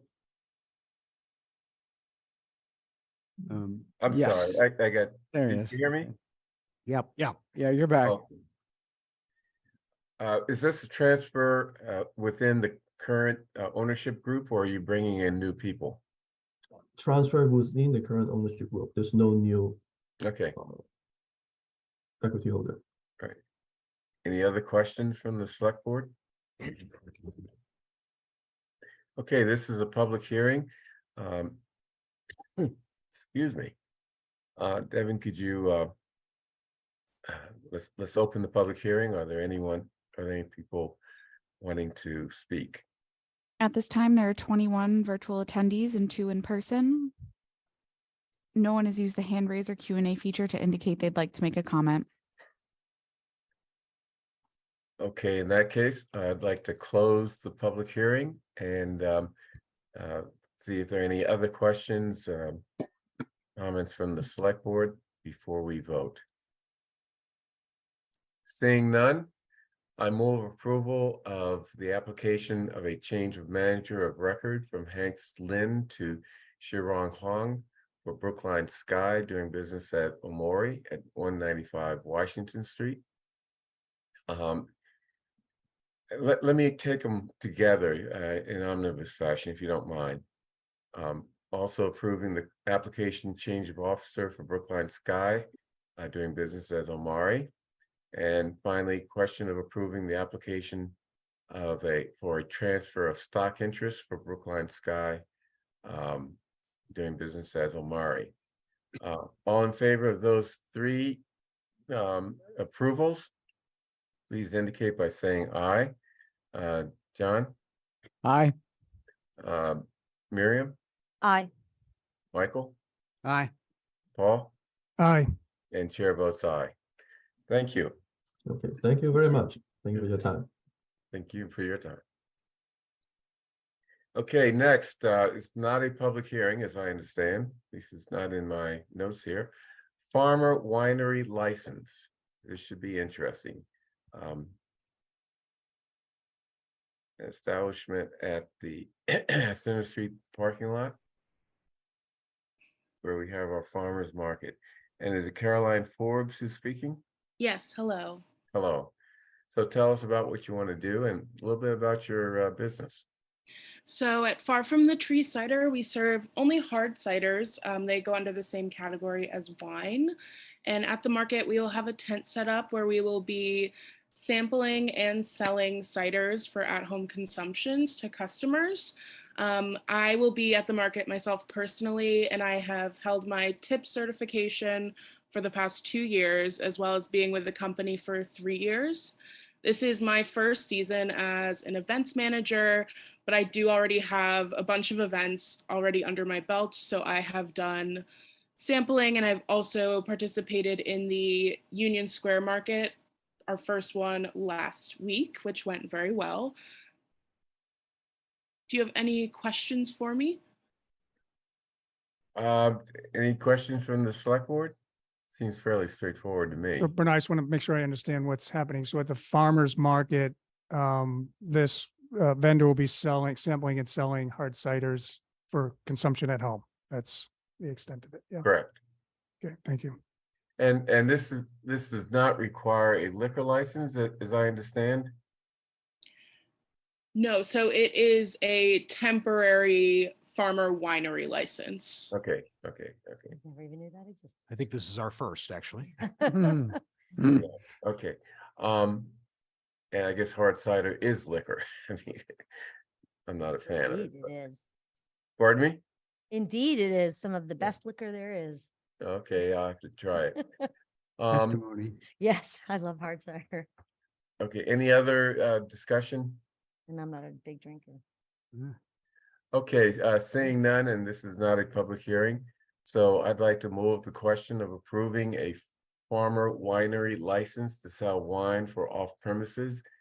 Caroline Forbes doing business as Far From the Tree LLC to operate at the farmers market on Center Street. And this is for a period June 1, 2023, about 3 weeks from now, through November 16, 2023, on Thursdays, 9 a.m. to 9 p.m. All in favor of approving this license, please indicate by saying aye. Michael, I'm sorry, John. Aye. Miriam, Aye. Michael, Aye. Paul, Aye. and chair votes aye. Thank you. I Thank just you. wonder about the far from the tree. I thought the apple didn't fall far from the tree. This is a wandering apple, huh? Maybe that's why it's fermented a bit. Yeah. Right. Okay, next, we have a common victualler and a new entertainment license for You Food You LLC, doing business as Baby Bear Blends. It's actually just Bear Blends. It's just It's Bear not Blends. baby. There's a typo on the app on the schedule, but not in Okay. the approved material. So I Okay, apologize. so it's a typo. It's not my problem. It's not my. Yes, no, it's mistake. our Okay. problem. Sorry about that. Okay. Is this the place next to the Lens Crafters? Yes. 1310 Beacon Street. Okay. Tell us a little bit about it. You're Laura Spanbauer. Bauer, yep. Mm-hmm. Not as exciting as the winery stuff, but certainly, exciting to present to you. Thanks for having me. My name is Laura Spanbauer. I actually live in New York. I live in upstate New York, and my daughter went to Suffolk. This is how it all comes together. But my daughter went to Suffolk University. She now lives in Brighton. And I'm a registered dietitian, 3 kids who are in college and out. And I decided, hey, I'd like to start a franchise. So in upstate New York, Bear Blends is a smoothie, vegan, gluten-free cafe. It's incredibly popular around here. We've had 8 open in the last 2 years, another one open in Colorado, and 3 in Florida. And I really felt that this concept of healthy food, sustainability, community involvement that really every single Bear Blends does in each of the towns that they're currently in. I just thought it would be a fabulous, concept to bring to Brookline and also to see my daughter a little bit.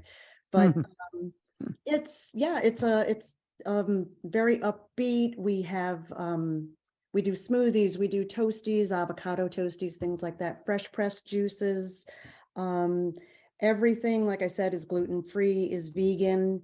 And as far as sustainability, the products that we use, I've been in contact with Black Earth, which is a composting organization through Brookline, in order to take some of the waste that we have and compost it so that it's not just going into the landfill. All of the straws, the cups, everything that we use, napkins, everything included, is biodegradable, or it is, graded as a quickly degradable product. So, we use like agave-based straws, and and I can't think of the other, but everything is compostable. And yes, and it's going to be at 1310 Beacon Street, which is next to Lens Crafters. And thank you to anybody who's been answering all of my questions throughout this whole process, because I am new to this. So yeah. We have a very good staff on. Yeah. Oh my gosh. Yeah. Fabulous. Okay. Any questions, Miriam? Yeah, thank you. So I'm just curious about the hours, your hours, because I don't know if you know the Coolidge Corner area, but it's quite popular on a Friday, Saturday night. And I just think that you're closing at 7 p.m. on a Saturday and a Friday in Coolidge Corner in a very highly trafficked area. I don't know. I'm just putting that out there for you to consider, because to me, it seems like that's a pretty busy foot traffic time. And I would see people coming into your establishment and consuming your goods. Yeah, well, and actually so 3 of the stores that are in the Albany area are owned by the actual individual who came up with the concept and everything. Everything else is a franchise, and they're incredibly gracious as far as giving people the different liberties that might be advantageous for business. So it might be something where we end up staying open, you know, as we gauge what the foot traffic is, because I have not been there. I've only been there during the day, so I haven't been there at nighttime. Okay, great. Yeah, I'm just telling you, that's where my kids hang out on a Friday night. Excellent. The complication is that you would then have to come back to for a license, extend the Yeah. hours in your license. Oh, okay. Yep. Okay. Which is not impossible, but you know, it Oh, is, not, yeah, not at Not all. impossible, Yeah, but there's I a just- separate step that you have to take. yeah, the more the merrier, but yeah. Yeah, okay. Oh, I'll keep that in mind then. Yeah, I'll keep that in mind because right now we're anticipating being open mid to end June. So, you know, we'll see how summer goes and kind of move Good. from there. Okay. Any other questions from the select board? No? This is not a public hearing. So what I'd like to do is to move approval. I move approval of the application, and if you don't mind, I'd like to do them in omnibus fashion, both items. Mhm. Question of approving the application of a common victualler for You Food You, doing business as Bear Blends at 1310 Beacon Street. And question of approving the application of a new entertainment license for You Foods You, doing business as Bear Blends. And that entertainment will consist of recorded music.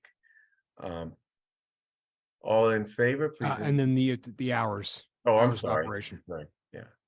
Hours of operation will be Monday through Friday, 7 a.m. to 7 p.m., Saturday, 8 a.m. to 7 p.m., and Sunday, 8 a.m. to 5 p.m. And seating will consist of 22 inside seats. Actually, it was changed to 17 due to the handicap accessibility of the bathrooms. So because we have one handicap accessible bathroom, we had to bump that down to 17. Okay. That's not a problem. Okay, thanks. If you had doubled the number of seats, that would be a problem. Maybe. Okay, so all in favor, please indicate by saying aye. John, Aye. Miriam, Aye. Michael, Aye. Paul, Aye. and chair votes aye. Thank you and welcome to Brookline. Oh, thank you so much. I look forward to seeing all of you. Okay. Thanks. Okay, next, another common victualler and entertainment license for Ji Wen Shu, doing business as Lin Yi Rice Roll Master at 1004 Beacon Street in Brookline. Hours of operation will be Monday through Sunday, 8 a.m. to 12 a.m. And seating will consist of 49 seats. Shin, are you going to present this to us? Yes. Good evening, Mr. Chairman, members of the Select Board. My name is Jim Chen. I'm the architect representing my client here at 1004 Beacon Street. Now, the current space is approximately 1,600 square feet on ground level with no basement. Sichuan Gourmet restaurant was previously there. It was divided into two spaces. And this new restaurant known as Li Ying Rice Roll Master will be run by Tracy Su, who is also here with us tonight. There will be new tenants for this space also in conjunction with the new restaurant next door at 1006 Beacon Street, also known as Baby Cafe. They were the same owners.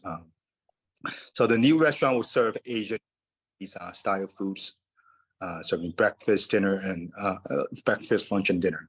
So this premise will have no alcohol available. The hour of operation they propose is from 8 a.m. to 12 a.m. with 2 shifts. And there will be 49 interior space available at the restaurant and an additional 10 seats at the front patio. The applicant had already submitted the building permit for some of the interior renovation work. And tonight we hope to get the board's approval. And thank you for your consideration. Okay, thank you. And thank you for filling that spot with a restaurant or two. Any questions from the select board? I do. Yes, I- Paul. I've been watching the rise of this space. They've been renovating it. They're making a lot of progress. It's looking great. I think there's going to be four restaurant fronts in the space that's currently not the old hardware store. The hardware store would be converted into two. And I just wanted to make clear the number of seating, does that include the outside, the 10 outside, or is it? No, 49 inside. It's 49 inside and then 10 outside. And there's not a requirement to license mention that in the license. It's in the. It's a separate number. Yeah. Okay. And this maybe is for the town administrator coming back up to deliveries. This is the alley that I had mentioned earlier, which is, St. Mary's Court is both commercial and residential. And, I have personally received complaints from abutters of deliveries taking place, around 7 a.m. And then later into the evening for trash pickup, which I've dealt with management companies to help correct that. But when is the appropriate time to put a condition into an operating license? This is new. Yes.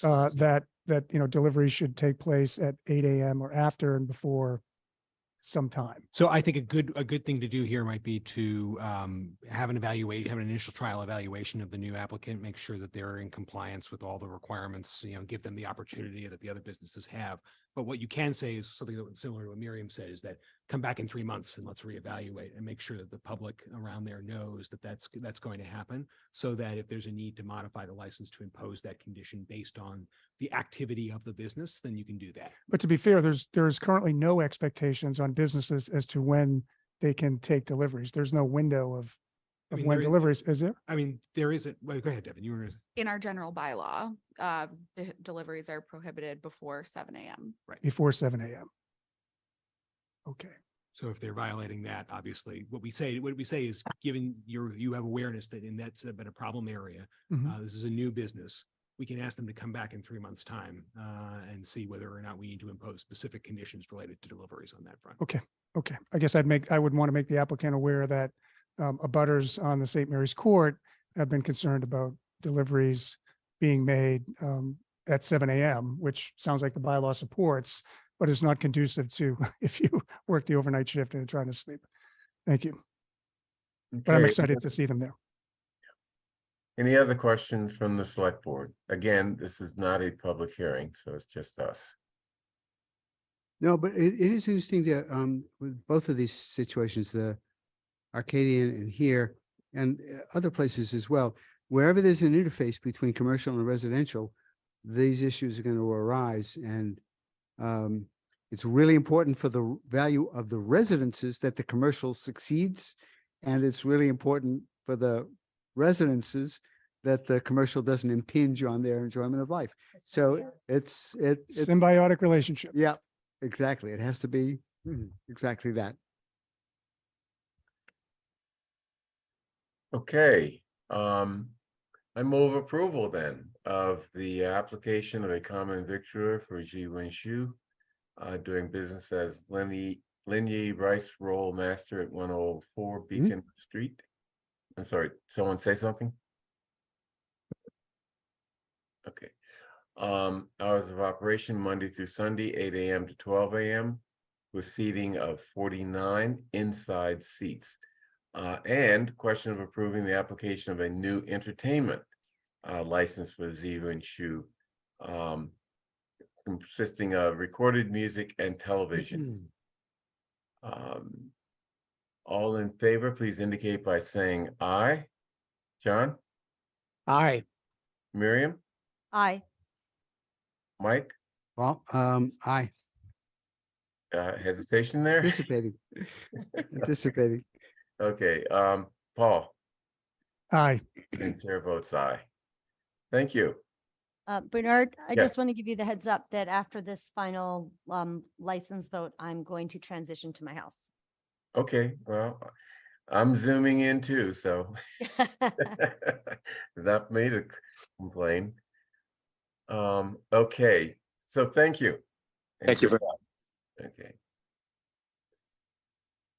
Okay, finally, common victualler and entertainment license.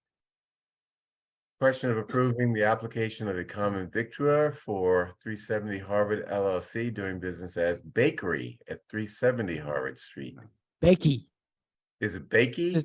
just Bakey, yeah. Oh, okay. I read it wrong. It wasn't a typo. Mm. Hours of operation Monday through Sunday, 7 a.m. to 7 p.m. Seating will consist of 12. And also question of approving the application of a new entertainment license for Bakey. Hours of operation Monday through Sunday, 7 a.m. to 7 p.m. also, and the entertainment will consist of radio and recorded music. So I see, is it Mr. Ohana who's going to Hello. talk about your establishment? Yes, hello, sir, and thank you to the select board Thank for you. having me here. So tell us about your business and. And we have counsel as well, Mr. Miller. Oh, I'm sorry, I didn't see you there.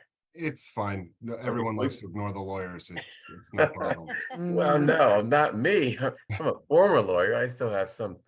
Well, that just means you were smart enough to get out. Are old enough. Okay. Do you want to talk? That's what he's paying me for, so I might as well. Good evening, Chair Green, members of the board. My name is Tom Miller from McDermott, Quilty and Miller in Boston on behalf of the applicant Bakey 370 Harvard LLC in their applications for the CV and background entertainment license. As you can see, I'm joined by who also is a Brookline resident, just as a note. Bakey comes from this team's passion for providing fresh breads, sweet and savory pastries using the very best and highest quality ingredients, both in the European and Israeli style and traditions. The various pastries and baked goods are made daily. In addition to these incredible baked goods, they also offer fresh and made to order coffee drinks designed to enhance the total cafe experience that will be presented here. For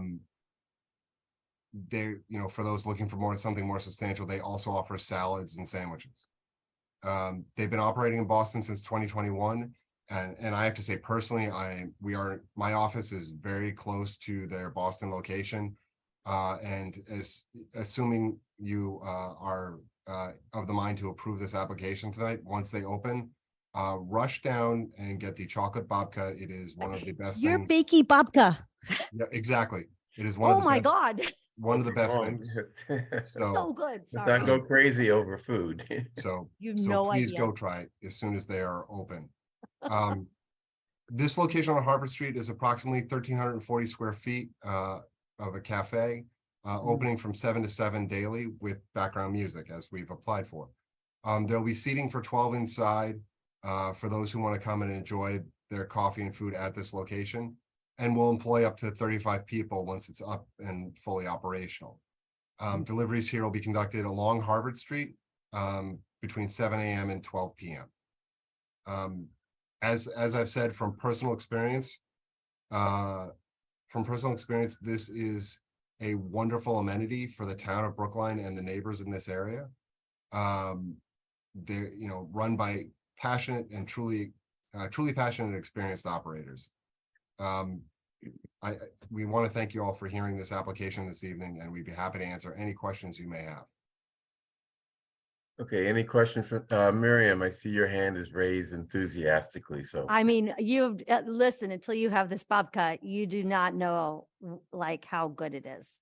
But actually, I just want to confirm, it looks like when I look at the images, you're taking up one of the storefronts at the Two Life senior Yes. living. So I just want to confirm that's double thumbs up, that not only is it really, really good, but it's a great location. I'm glad to finally see somebody opening up commercial business in that space. There's no question there, really, just a comment. yeah, Mike, you had a question? Yeah, my question is, will they be actually baking on premises, or is that coming in from another site? Baking on premises. Okay. So you can hover and smell in the morning, Mike. Oh I my was God. going, well, I cannot was, wait. well, the one thing is, I know that gets started about 4 a.m, something like that. You No, we start at 6 a.m. 6. Okay. All right. a relaxed bakery. Okay, great. I was just You're gonna right. say. Any other questions from the select board? Okay, seeing none, I'd like to move approval. And Miriam, I'm sure you want to stay to vote yes, so. I will, yes. um, And then I will. So I move approval of the application of a common victualler license for 370 Harvard LLC, doing business as Bakey at 370 Harvard Street. Hours of operation Monday through Sunday, 7 a.m. to 7 p.m. and seating of 12 seats. And also application of a new entertainment license at the same location, consisting of radio and recorded music. All in favor, please say, please indicate by saying aye. John? Aye. Miriam? Oh, yes, I. Okay, There's just still one vote. Mike? Aye. Paul? Aye. And chair votes aye. Thank you. Thank you very much. Thank you very And much. against my doctor's wishes, I'll come up and have some of that, what's it called, vodka? Babka. Babka. Babka, okay. You only die once. You might as well live. Okay. Thank you. Now, warrant articles. Oh, boy. Let's see. Are we doing the guns first, or are we doing Budget is listed first, you know, the Okay. easy questions first. okay, let's do the easy questions first. Great. Good evening. So just an update on where we are with Article 7. Last week, the advisory committee met and considered the recommendation of the town administrator in order to come into alignment with the select board. They essentially took the recommendations from the town administrator that have us reconciled with the advisory committee. But they also provided full funding for the police contract. As you know, the board had chosen to appeal the decision around the post-certification issue. Because they are fully funding the contract, they needed to find funds to cover the shortfall that we had articulated. They are relying on salary savings within the police department from the vacancies that they currently have to help fund the contract. So at this point, the difference between the select board motion and the advisory committee motion is just in the police budget and the collective bargaining reserve, where the advisory committee has reduced the police budget by approximately 105,000, and that money now sits in the collective bargaining reserve. They also voted to support the Pierce appropriation, so they are in alignment with the select board on that. In addition, today, this week, actually, 2 additional motions have been filed for Article 7. The first is a motion filed by town meeting member Fisher, looking to place contingent language on the appropriation pending the outcome of a complaint filed around campaign finance. I believe that should be in your packet. The other amendment has been filed by Select Board Member Van Scoyac, looking to reduce the appropriation to 130. Let me just look it up again. Sorry. 37. $37 million, and referencing design element that was voted in December of 2021. Both of those amendments should be in your packet. If not, I can also call them up on the screen, but that's the update on where we are with Article 7. And both of those amendments would cancel MSBA funding.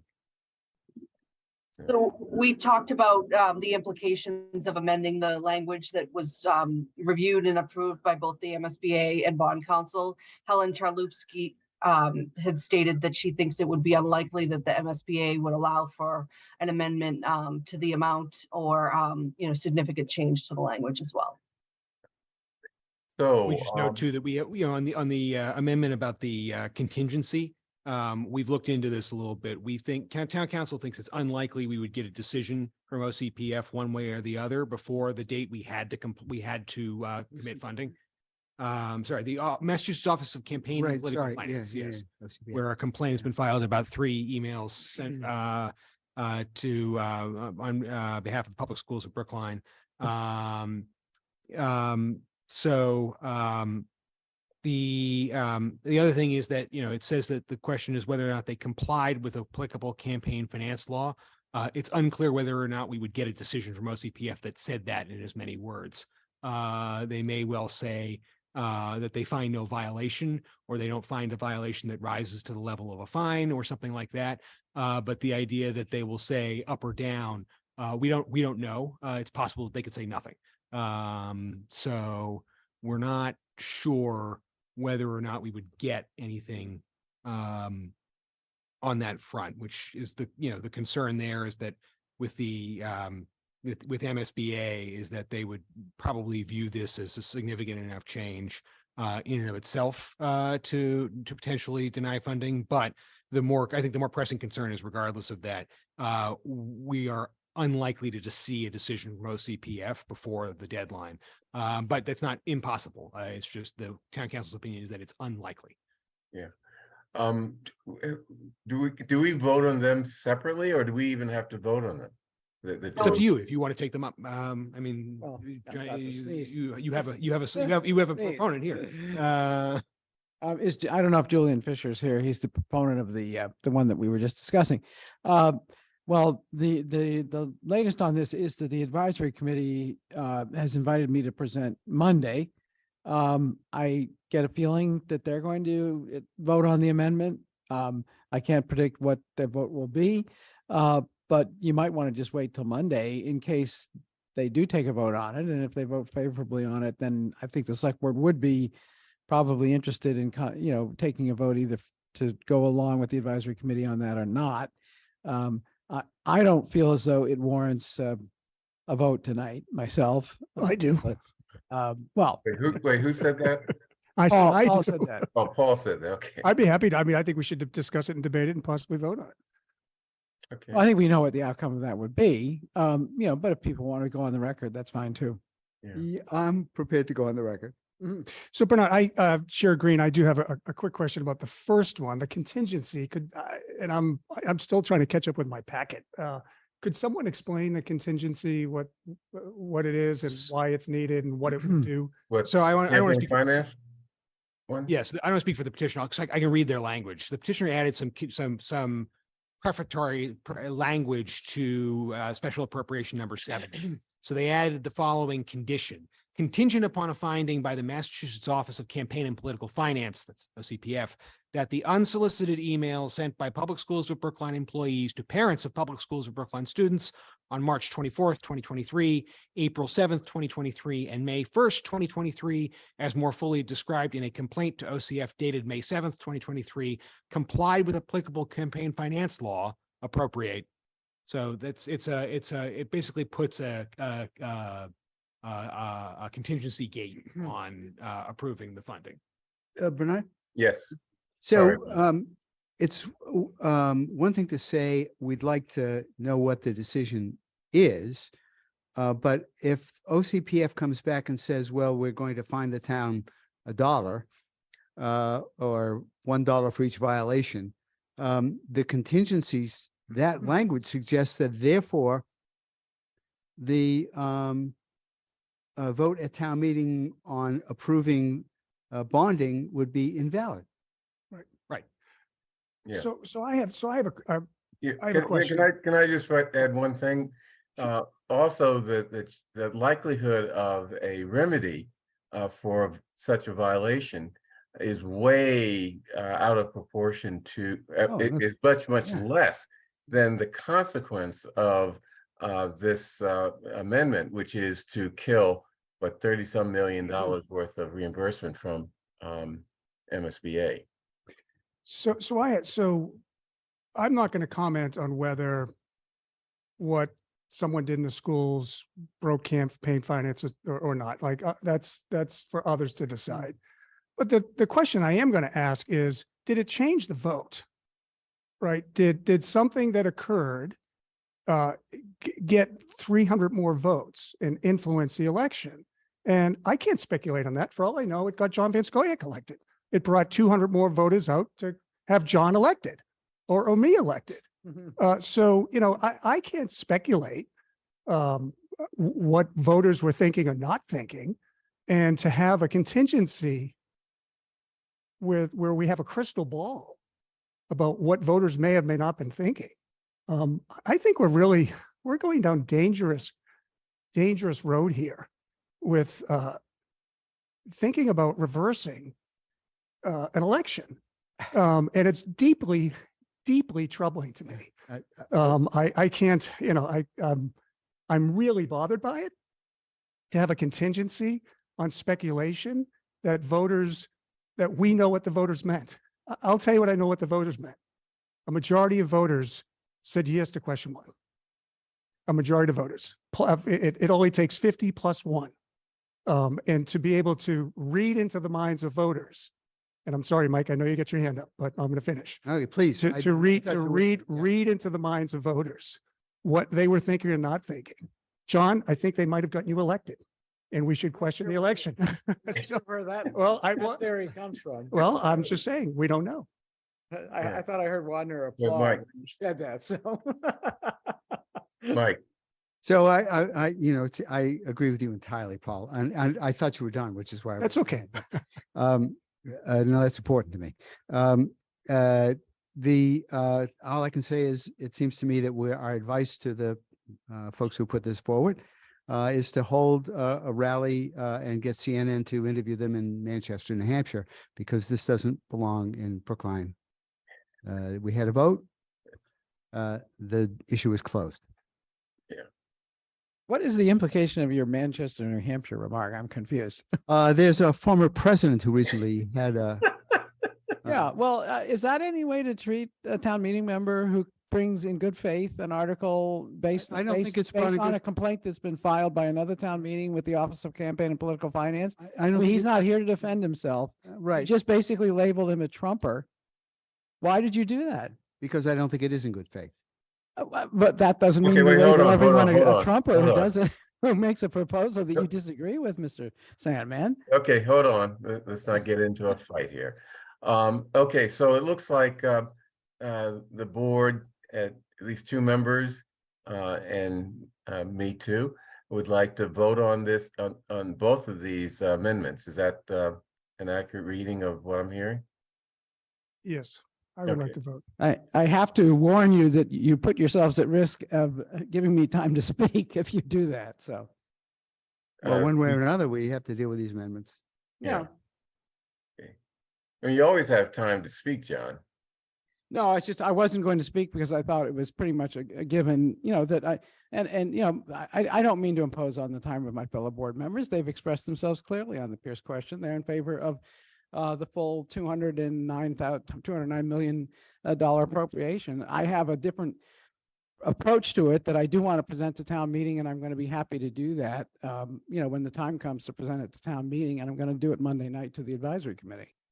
Okay, I move no action on, wait, can we characterize the two amendments? So that you can characterize it, I think, by the offerees. There's the Fisher Amendment and there's the Van Scoyac Amendment. Okay, So Bernard, first you have to move to reconsider Article 7. Yes. Sorry, thank you. okay, but this, okay, I guess so. I move reconsideration of warrant Article 7. All in favor? John? Aye. Okay. Miriam's not here. Mike? Aye. Paul? Aye. And chair votes aye. I move no action on the what was that? Excuse me. What was her name? Fisher. Fisher Amendment. Okay. I move no Fisher action Amendment. on the Fisher Amendment. All in favor of no action, please indicate by saying aye. John? Aye. No action. Okay. No action. Mike? Aye. Paul? Aye. And chair votes aye. I move, let's see, no action on the Van Scoyac Amendment. All in favor, please indicate by saying Wait, aye. Bernard, can we discuss the Van Scoyac Amendment just to understand? Like, I don't think I completely have my head around what John is trying to accomplish. And I'd Okay, actually like to hear what he has to say. As the petitioner, could you explain, John? I want to. No, I'd be happy to. I'm going to take longer than this at town meeting because I think it deserves longer than this. But I have a number of reasons why I think that the vote in favor of the 200 and it's rounds out to about $210 million, that the vote on the $210 million proposal would be the wrong action, the wrong course for the town to take. I've done a fair amount of writing recently about a couple of issues. One is that we're in violation of our own policies as to limits on how much we will allow our bonded indebtedness to grow over time, both as a percentage of what is the known per capita income in the town. That's a measure of affordability on the part of people to pay the taxes, and also as a measure of what we set as a ceiling, a hard number, which then grows by the amount of the consumer price index over the years. And that ceiling right now is a number just north of $3,000 per capita for bonded indebtedness. And we are approaching $9,000 per capita for bonded indebtedness. So there's a real bonded indebtedness problem here with the $210 million proposal to demolish the existing Pierce School and to then replace it with a very, very complex, costly new school. But I think also the people who voted in good faith yes expect that there will be something done to address the needs of Pierce. I expect that there needs to be something done to address the needs of Pierce. And so the question becomes, what's the alternative to the $210 million proposal? And since from the outset, I have been of the view that a building that is only 50 years old, that has no urgent structural defects to it, that could still serve usefully for at least another 50 years and maybe even longer, should not be demolished after 50 years of use. We have not done that with any of our other school buildings when the time comes for them to get needed renovations. And what this school needs is renovations, and it needs renovations to a serious extent. It needs code renovations, it needs accessibility renovations, it needs renovations to address the problems that they have encountered with the open classroom design of the building. And the path to renovations is to take a proposal that was one of the early ones rejected by the school building committee, which is a serious renovation proposal for serious money, $137 million. But guess what? Even without MSBA reimbursements, that would save the town about $40 million. And we would also make clear that we are committed to making the best possible use for the lifetime of our buildings. To think that when we're already as much over the limits of our bonded indebtedness, can embark on programs that dispose of buildings after 50 years of use at a cost of $210 million for one school building that adds not substantially to the number of classroom spaces for the school that it demolishes and replaces, is just fantasy. We can't do that. That's not a building program that makes sense given the realities of our debt situation. And so I'm proposing this as an alternative. It saves $40 million, and it also expresses the, I think, important principle in the era of addressing climate change, that buildings are not disposables. And in fact, the net carbon impact of saving this building is such that we could, if we decided that we really don't want to take out on the complexity and the expense of the geothermal system, or we want to wait until we take on that complexity and expense, we actually still come out with a net neutral result just by virtue of the fact that we don't demolish this building and dispose of all of the materials that went into it, and including the hazardous materials. So it's an important case to be made, and I'm happy to make it. Can I ask a question of, I think Melissa would know this, if anyone. When was the Babcock Fire Station built? How old is that? I don't know what the year that was built. It was sometime in the 1970s, I believe. No, it was, I'm pretty sure I did check that, and it was before the era of the Pierce School. Oh, it's still a young, relatively young building. Well, Yeah. we can check that. Yeah. I would like, Bernard, if it's okay for me to speak. I had the pleasure, first, John, I respect your opinion. I disagree with it, but I do respect no, your I get ability to convey it. I've sat next to you for a couple of months on candidate forums, right? Became better acquainted than I ever side dreamed by- possible. Side by side, I've heard all of the arguments that John has made repeatedly at multiple candidate forums, which, by the way, were recorded and blasted over the airways to many thousands of Brookline voters. So this is my concern. We've had a yes campaign that explained facts.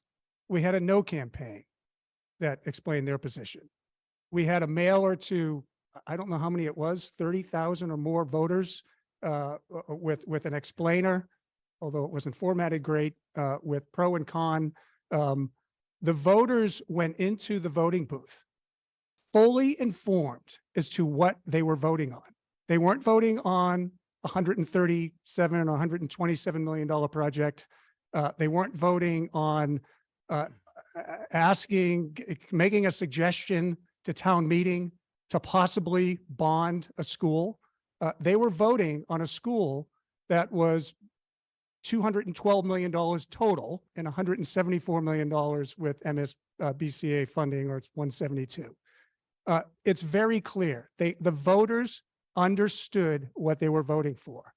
And I'm really troubled that we believe that we know better than the voters, that somehow we're a higher authority that knows better than what the democratic process creates a result, which is the will of the voters. And I think we are going in very, very dangerous territory. We think that our voter turnout is low now. Wait till we start ignoring the will of the voters. Wait till we start saying that, thank you for your suggestion. We know better than you.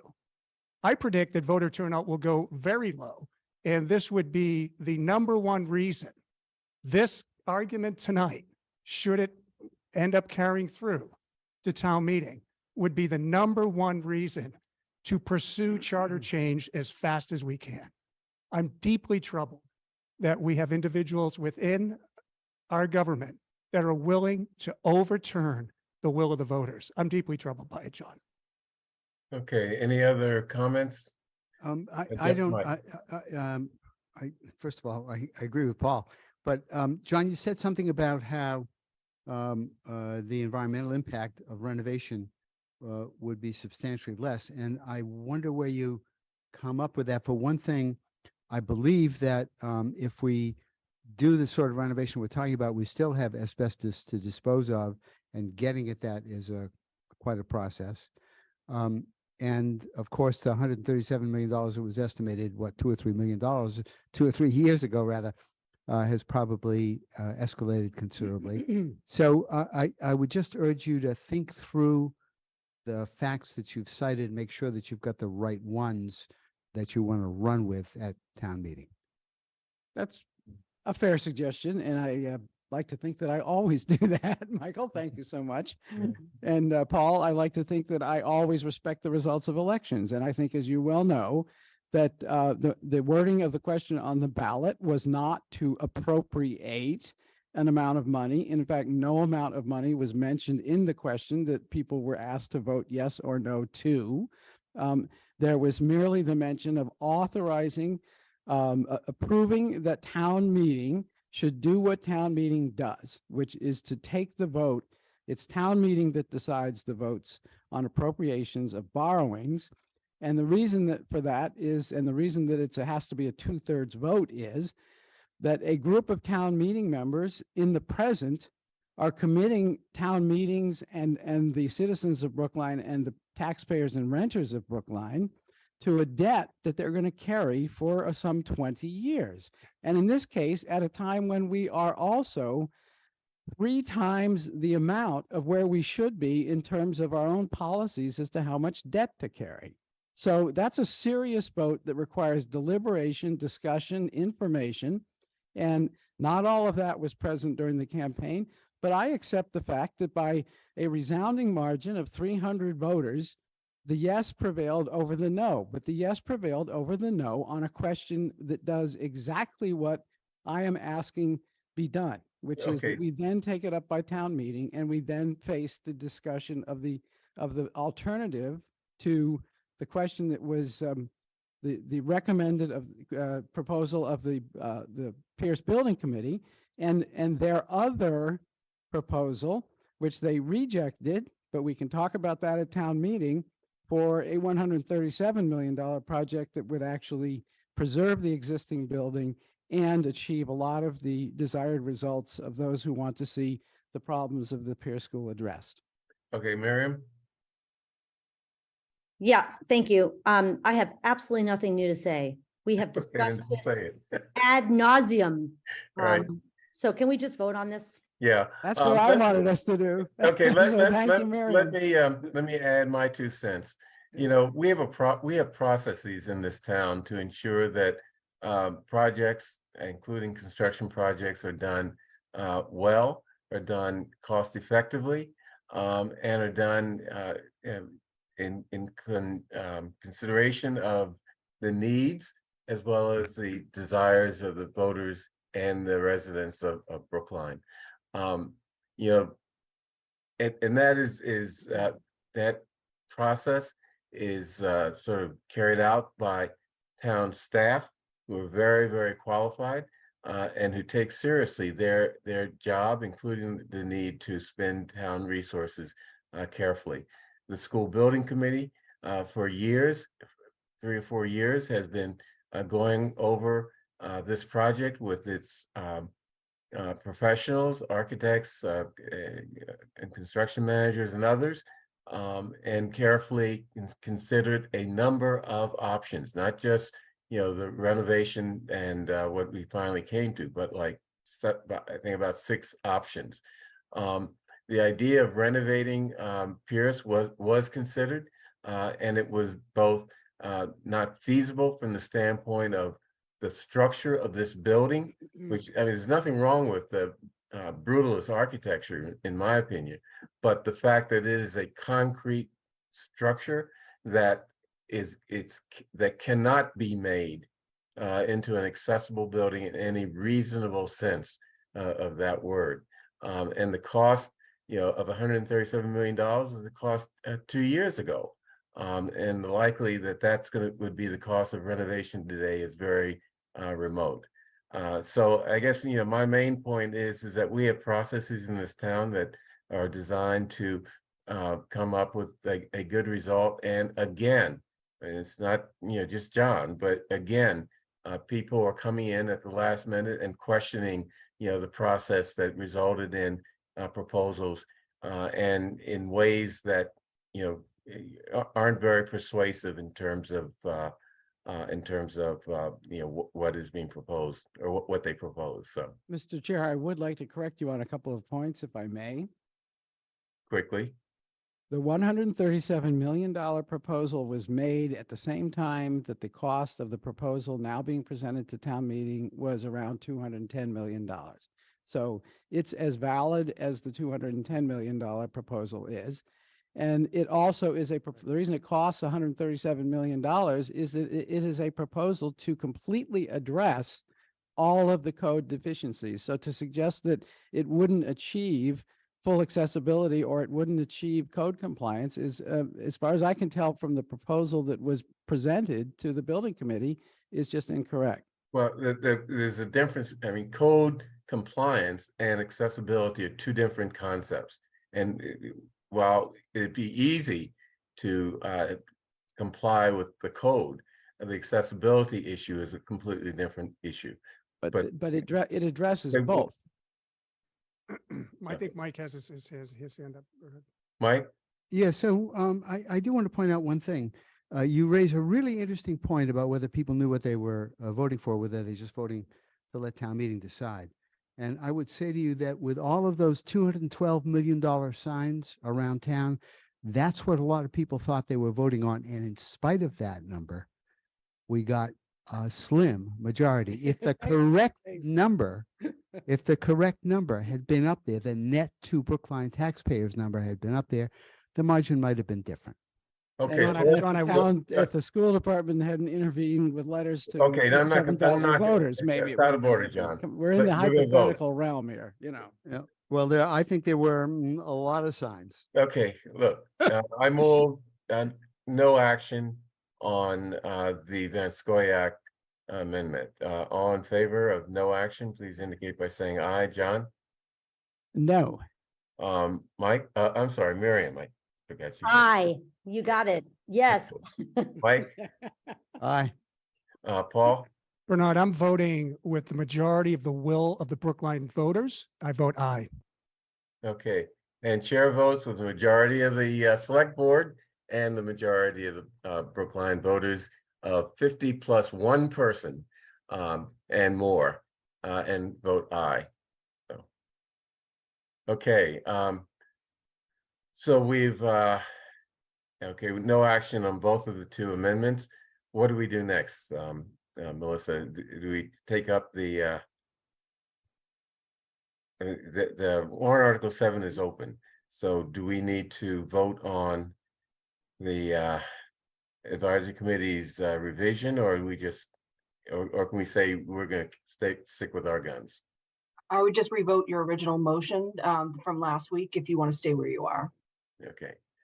I'm gonna, unless there's some big desire to discuss this further, I'd like to just move for a vote.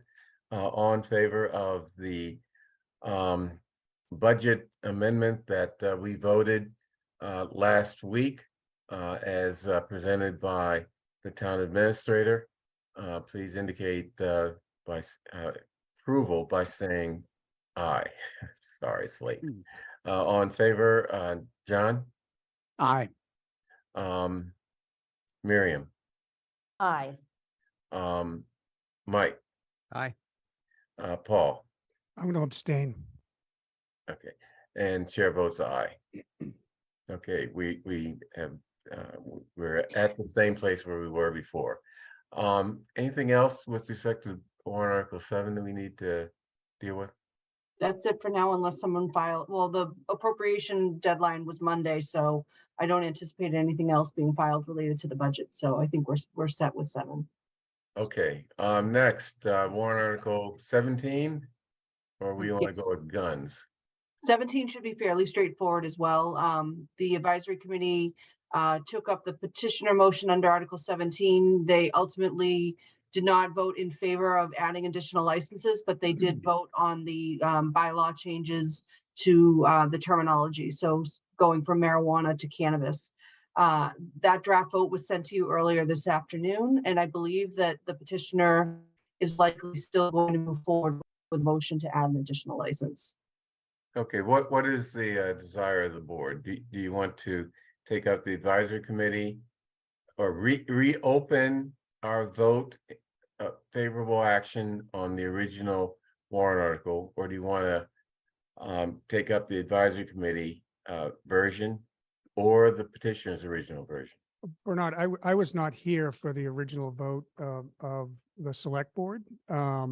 And just out of respect, I would ask that now that things have changed, I would like to have Article 17 reconsidered by this body. And then, we can go from there, but I'd first like to ask that we reconsider the article so that we can discuss it. Okay, let's vote reconsideration, and then I think the amendment by the advisory committee would be the first vote we take. Correct, Melissa? I'm not sure the order. I think I think we need to reconsider, and then we Right, you would. gotta reconsider first. Yeah. reconsider. And then we would vote on the AC amendment. Yeah, I think that's right. You reconsider the amendment, and then if if you agree to the amendment, that becomes the main motion. So you effectively changed your vote on that. Right. So. Okay. Can I I ask a move. question about that? Yes. If we vote on the AC amendment, can we vote on the language change? I'm confused. If we accept the AC amendment, are we accepting the language change and also accepting that they don't advance the two licenses? Correct. Yes, Okay, that would thank be you. the vote. Got You it. vote no on that, then, and the board votes no on that, then it proceeds to reconsider the main motion, which is the whole package, both the Got it. cannabis language and the two And licenses. the Right. licenses. Although again, we've been told that the petitioner is going to advance a motion reducing it to one, but we haven't One, seen that that's what yet. I heard, but he's not here, correct? Is that correct, Devin? Okay. No. Okay, I move reconsideration of warrant article 17. All in favor, please indicate by saying aye. John, Aye. Miriam, Aye. Mike, Aye. Paul, Aye. chair votes aye. Okay, next, we're gonna vote on the advisory committee amendment, which makes changes to the terminology of the bylaw, but does not make changes with respect to the number of licenses that are available. That clear? That accurate? So Okay. Bernard, I'd like to speak briefly on this. I think since I'm the newbie on this topic and ask for it to be reconsidered. I want us to go back and rewind the tape to 7.5 minutes ago. And the lengthy discussion that we had about 50+1. It doesn't matter to me that every precinct voted this way or that way, or if it was thousands of votes higher or whatever. 50+1. The same argument that we just made passionately about passing question 1 and the debt exclusion for Pierce at town meeting. I would ask my colleagues to apply the exact same reasoning and logic to the will of the voters on question 3. And that's all I'm going to say this evening about that topic. Please don't say any more. Any other discussion? Now, I regret to say that I agree, because I voted the other way, but you're absolutely right. The logic is impeccable. Yeah. And in both cases, I think, never mind. Okay, I move, are you ready to vote? Okay, looks like we are. I move favorable action on the advisory committee amendment, which entails changing the terminology in the bylaw, but not making, adding any licenses to the bylaw. All in favor, please indicate by saying aye. John? I'm sorry, I have to ask a question about this. Okay. Are you saying that if we say aye to this, we have said aye to not making, not adding any licenses that would be social equity licenses? Correct. Not retail store licenses, right? So is there no vote to be offered to just change the language? That's what their vote is. That's what the advisory committee vote is, that just to change the term marijuana to cannabis. They did not Right. add additional licenses. Right. Right. Well, I mean, if that's the only vote that's being offered, I'm in favor of changing the language. But I did think we were going to at least take a vote up or down on whether to approve warrant article 17. As Okay, written. actually, maybe you're right. Chaz, what do you think?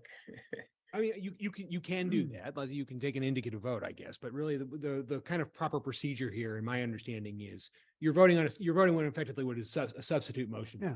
So if you want to get to the original warrant article 17, you would vote no on this and yes on the subsequent language, or whatever you wanted to vote on the subsequent language. in warrant article 17.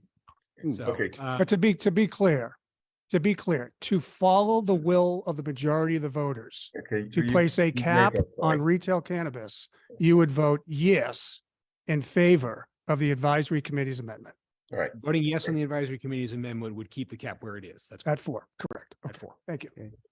Okay, all in, was that Mike who said something? Yeah, do we then need to take another vote on the motion as amended? No, No. because I think the other thing you might want to just consider in the future is that petitioners have said that they intend to offer another motion to reduce the number of licenses to one. So you may have the opportunity to take that up at a later date. Okay, all right. Okay, so this is. I'm sorry, can you recap? I am thoroughly confused now. Okay. Yes, This sorry. is This a is vote. parliamentary procedure at its finest. Most okay, So right. right now, what you're voting on is the advisory committee's language, which is substitute language. All that does is it changes the term marijuana in our bylaws to cannabis, but it does not add any additional licenses. It keeps it exactly where it is, which after question 3 passed is 4 licenses for retail establishments. Sorry. So if you were to vote yes on this, you are voting yes on changing the language and keeping the cap where it is. If you were to vote no on this and the motion were to fail, then the select board would proceed to considering the original warrant article 17, which is changing the language from marijuana to cannabis and increasing the number of licenses from 4 to 6 with 2 only for equity applicants. So that would be, then you would have that language in front of you. But if you vote, if the board's decision is to go with advisory, you don't reach that question because it's just done. Okay, I think it's clear. So let's vote on favor. Okay, what are we voting? Favorable action on the advisory committee amendment. So all in favor of favorable action on the advisory committee's amendment, please indicate by saying aye. John. I am voting aye, but explicitly it is because we did hear from the town administrator that the person who is offering the warrant article is going to come back with a proposal of 1 additional license. So that's going to be my opportunity to vote again, but I'll vote aye on the advisory committee amendment. Okay, and that opportunity would only be if the select board reopens the vote. Yes. Yes. Okay, John, Miriam, No. Mike, Aye. Paul, Aye. and chair votes aye. Okay, Mr. Chair, yes. I don't know if our town council or someone from the town council's office is listening, but something was said earlier tonight that I'd love to get clarification on. And it was very explicit along the lines of our town council has ruled that there would be no chance, or has offered the opinion that there would be no chance of any action taken against the town for failing to comply with social equity licensing requirements, that there would be no chance that such a lawsuit would be invalid and it wouldn't succeed. Has our town council's office offered that opinion? Does anyone know? Well, he's here. Yes. I'm here, but I'm Joe Callahan, town council. I'm here, but actually I'm in my basement since I was planning on being off this weekend, but I joined you for the select board meeting. Good for you. So Ms. Parks might have got the gist of what I was saying, but she didn't quite quote me accurately. I wouldn't say that such a lawsuit would be baseless, but we're really not worried about the potential liability about a lawsuit if we were not to grant any more licenses to social equity applicants. I know that there has been discussions about a lawsuit that we would be discriminating against applicants if we didn't issue more licenses. They can file a lawsuit, but I wouldn't be necessarily worried about the town being liable for such a claim. Okay, is that? Thank you. Okay. Any other discussion of warrant article 17? Let's move on then to guns. Okay, do we have the petitioners here?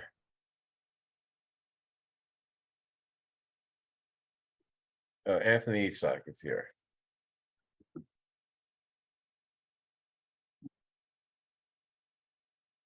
So Anthony, tell us about your warrant article, and also make sure you clearly or clarify what version of the article we're looking at or we're talking.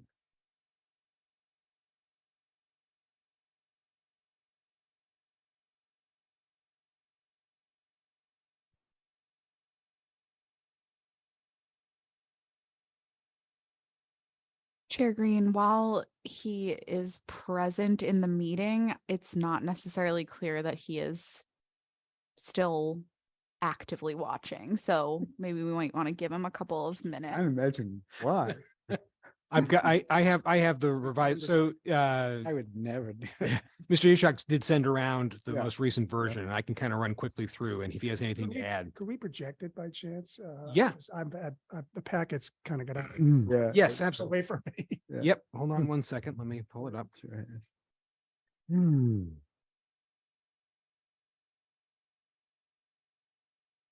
Give it a second. There you go. So this is the new version of discharging and carrying firearms.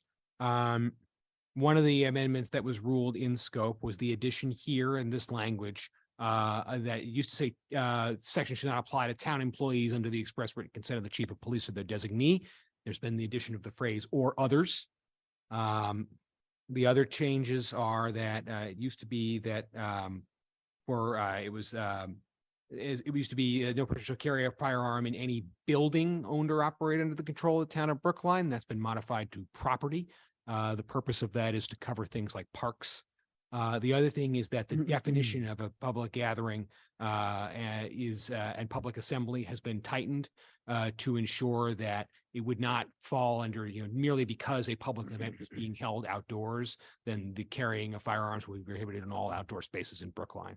So that language has been tightened to reflect the fact that the carrying is only prohibited at those events and not throughout Brookline when one of those events is taking place. So those are the three amendments that Mr. Ishak indicated that were provided and accepted by the advisory committee. He's also here now. So And he's here, so. I'm interested that the moderator accepted two things that I'm a little surprised. It seemed to me to Seems like an broaden. expansion, doesn't it? Yeah, it seemed to be an expansion, but I'll go with it. They certainly make the thing more sensible. And I do think Mr. Ishak is now here. Yeah. Okay, Mr. Ishak?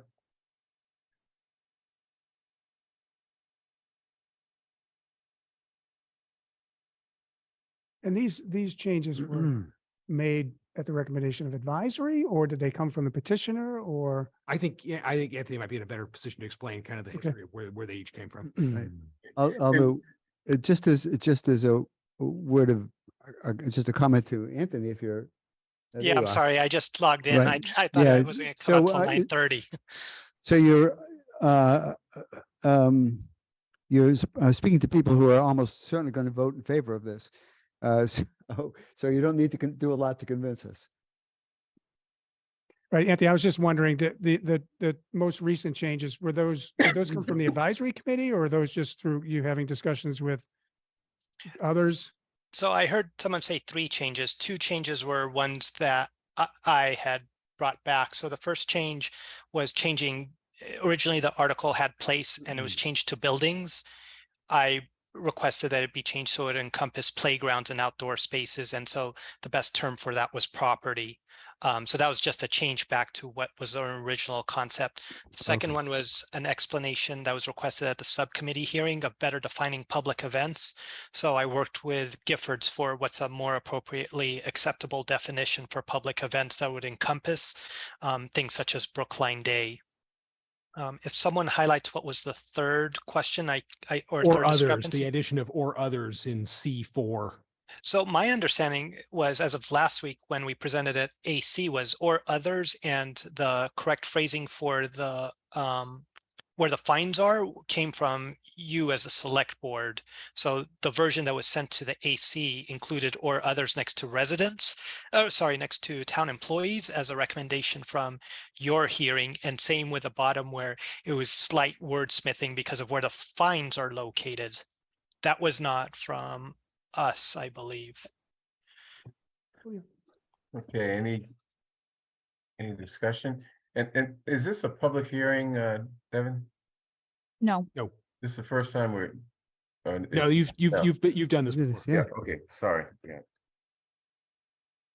But you do, which means you do have to move to reconsider. Yeah, okay.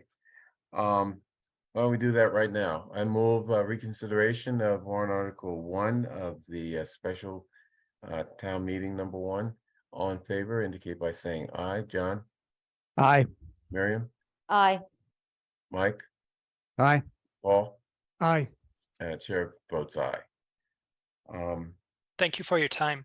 Okay, so people have any comments or questions about this?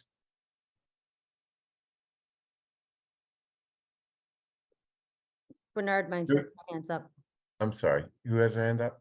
Miriam, Oh, I'm sorry. it's okay. My only comment is I still agree with it. Let's vote. So are there any legal issues here? I can't think of any, but. And we've worked Yeah, through it. Town council is here. We've worked through Yeah. it. You know, the reality of the situation is this is a fluid area of the law, right? The Supreme Court has continually been pushing towards more lenient restrictions, more restrictions on laws that restrict the carrying of weapons in public places. This does, I think, reflect the most recent, kind of attempt to harmonize what the Supreme Court has said in the Bruin decision and elsewhere with what the community has been looking for in terms of safety in public spaces. It clearly identifies spaces where weapons are not permitted. It is not a blanket ban. It identifies the reasons why it's important to have the ban in those spaces. There are historical precedents for that, for the ban of weapons in spaces like this, firearms in spaces like this. That seems to be all the Supreme Court cares about right now. If it was legal to hold a gun in town hall in 1787, it's legal now. I mean, you laugh, but that's pretty much the law, unfortunately. You don't even have to be a musket. I mean, well, yeah, well, yes, that is rather the crux of the problem. In terms of, is this challengeable? Yes, it's challengeable. Any law about firearms will draw attention, and attention might result in a challenge. I do think that this is engineered under state law and under the best of our understanding of what the federal law currently is to be successful. It's a reasonable restriction that withstands the level of scrutiny that the Supreme Court has set. But anyone can make the argument otherwise. And it's just an unsettled area of the law. So you just have to be ready on that front. I think it's important to say too, right? It's I see in the comments in the Q&A that it's a regulation, it's not a ban, right? Obviously, it's not even close to a ban on the personal carrying of weapons, firearms of any kind, which is the crux of the big cases that have come out since the Heller decision in 2008. It's not infringing on anyone's personal right to carry arms. It's just a time, place, and manner restriction. Okay. Any further discussion of this? Are people willing and ready to vote? And anxious. And hungry. Okay. You had dinner at town hall. Okay, so I will move favorable action on Article 1 of the special town meeting as amended by the article described by the town administrator. Whose changes were described by the town administrator. Is that sufficient for everyone? Yeah. Apparently, yeah. Okay, so all in favor, please indicate by saying aye. John, Aye. Miriam, Aye. Mike, Aye. Paul, Aye. and chair votes aye. Okay, thank you, Anthony.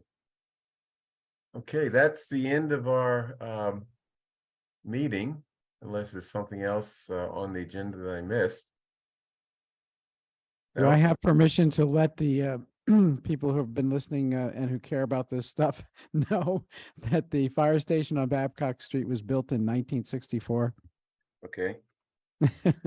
Thank you.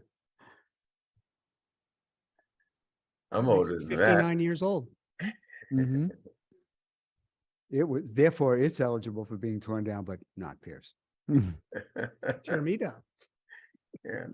I don't agree with either. Well, if you were a female firefighter, you'd agree with that. Okay, so that ends the meeting. Thank you, everyone.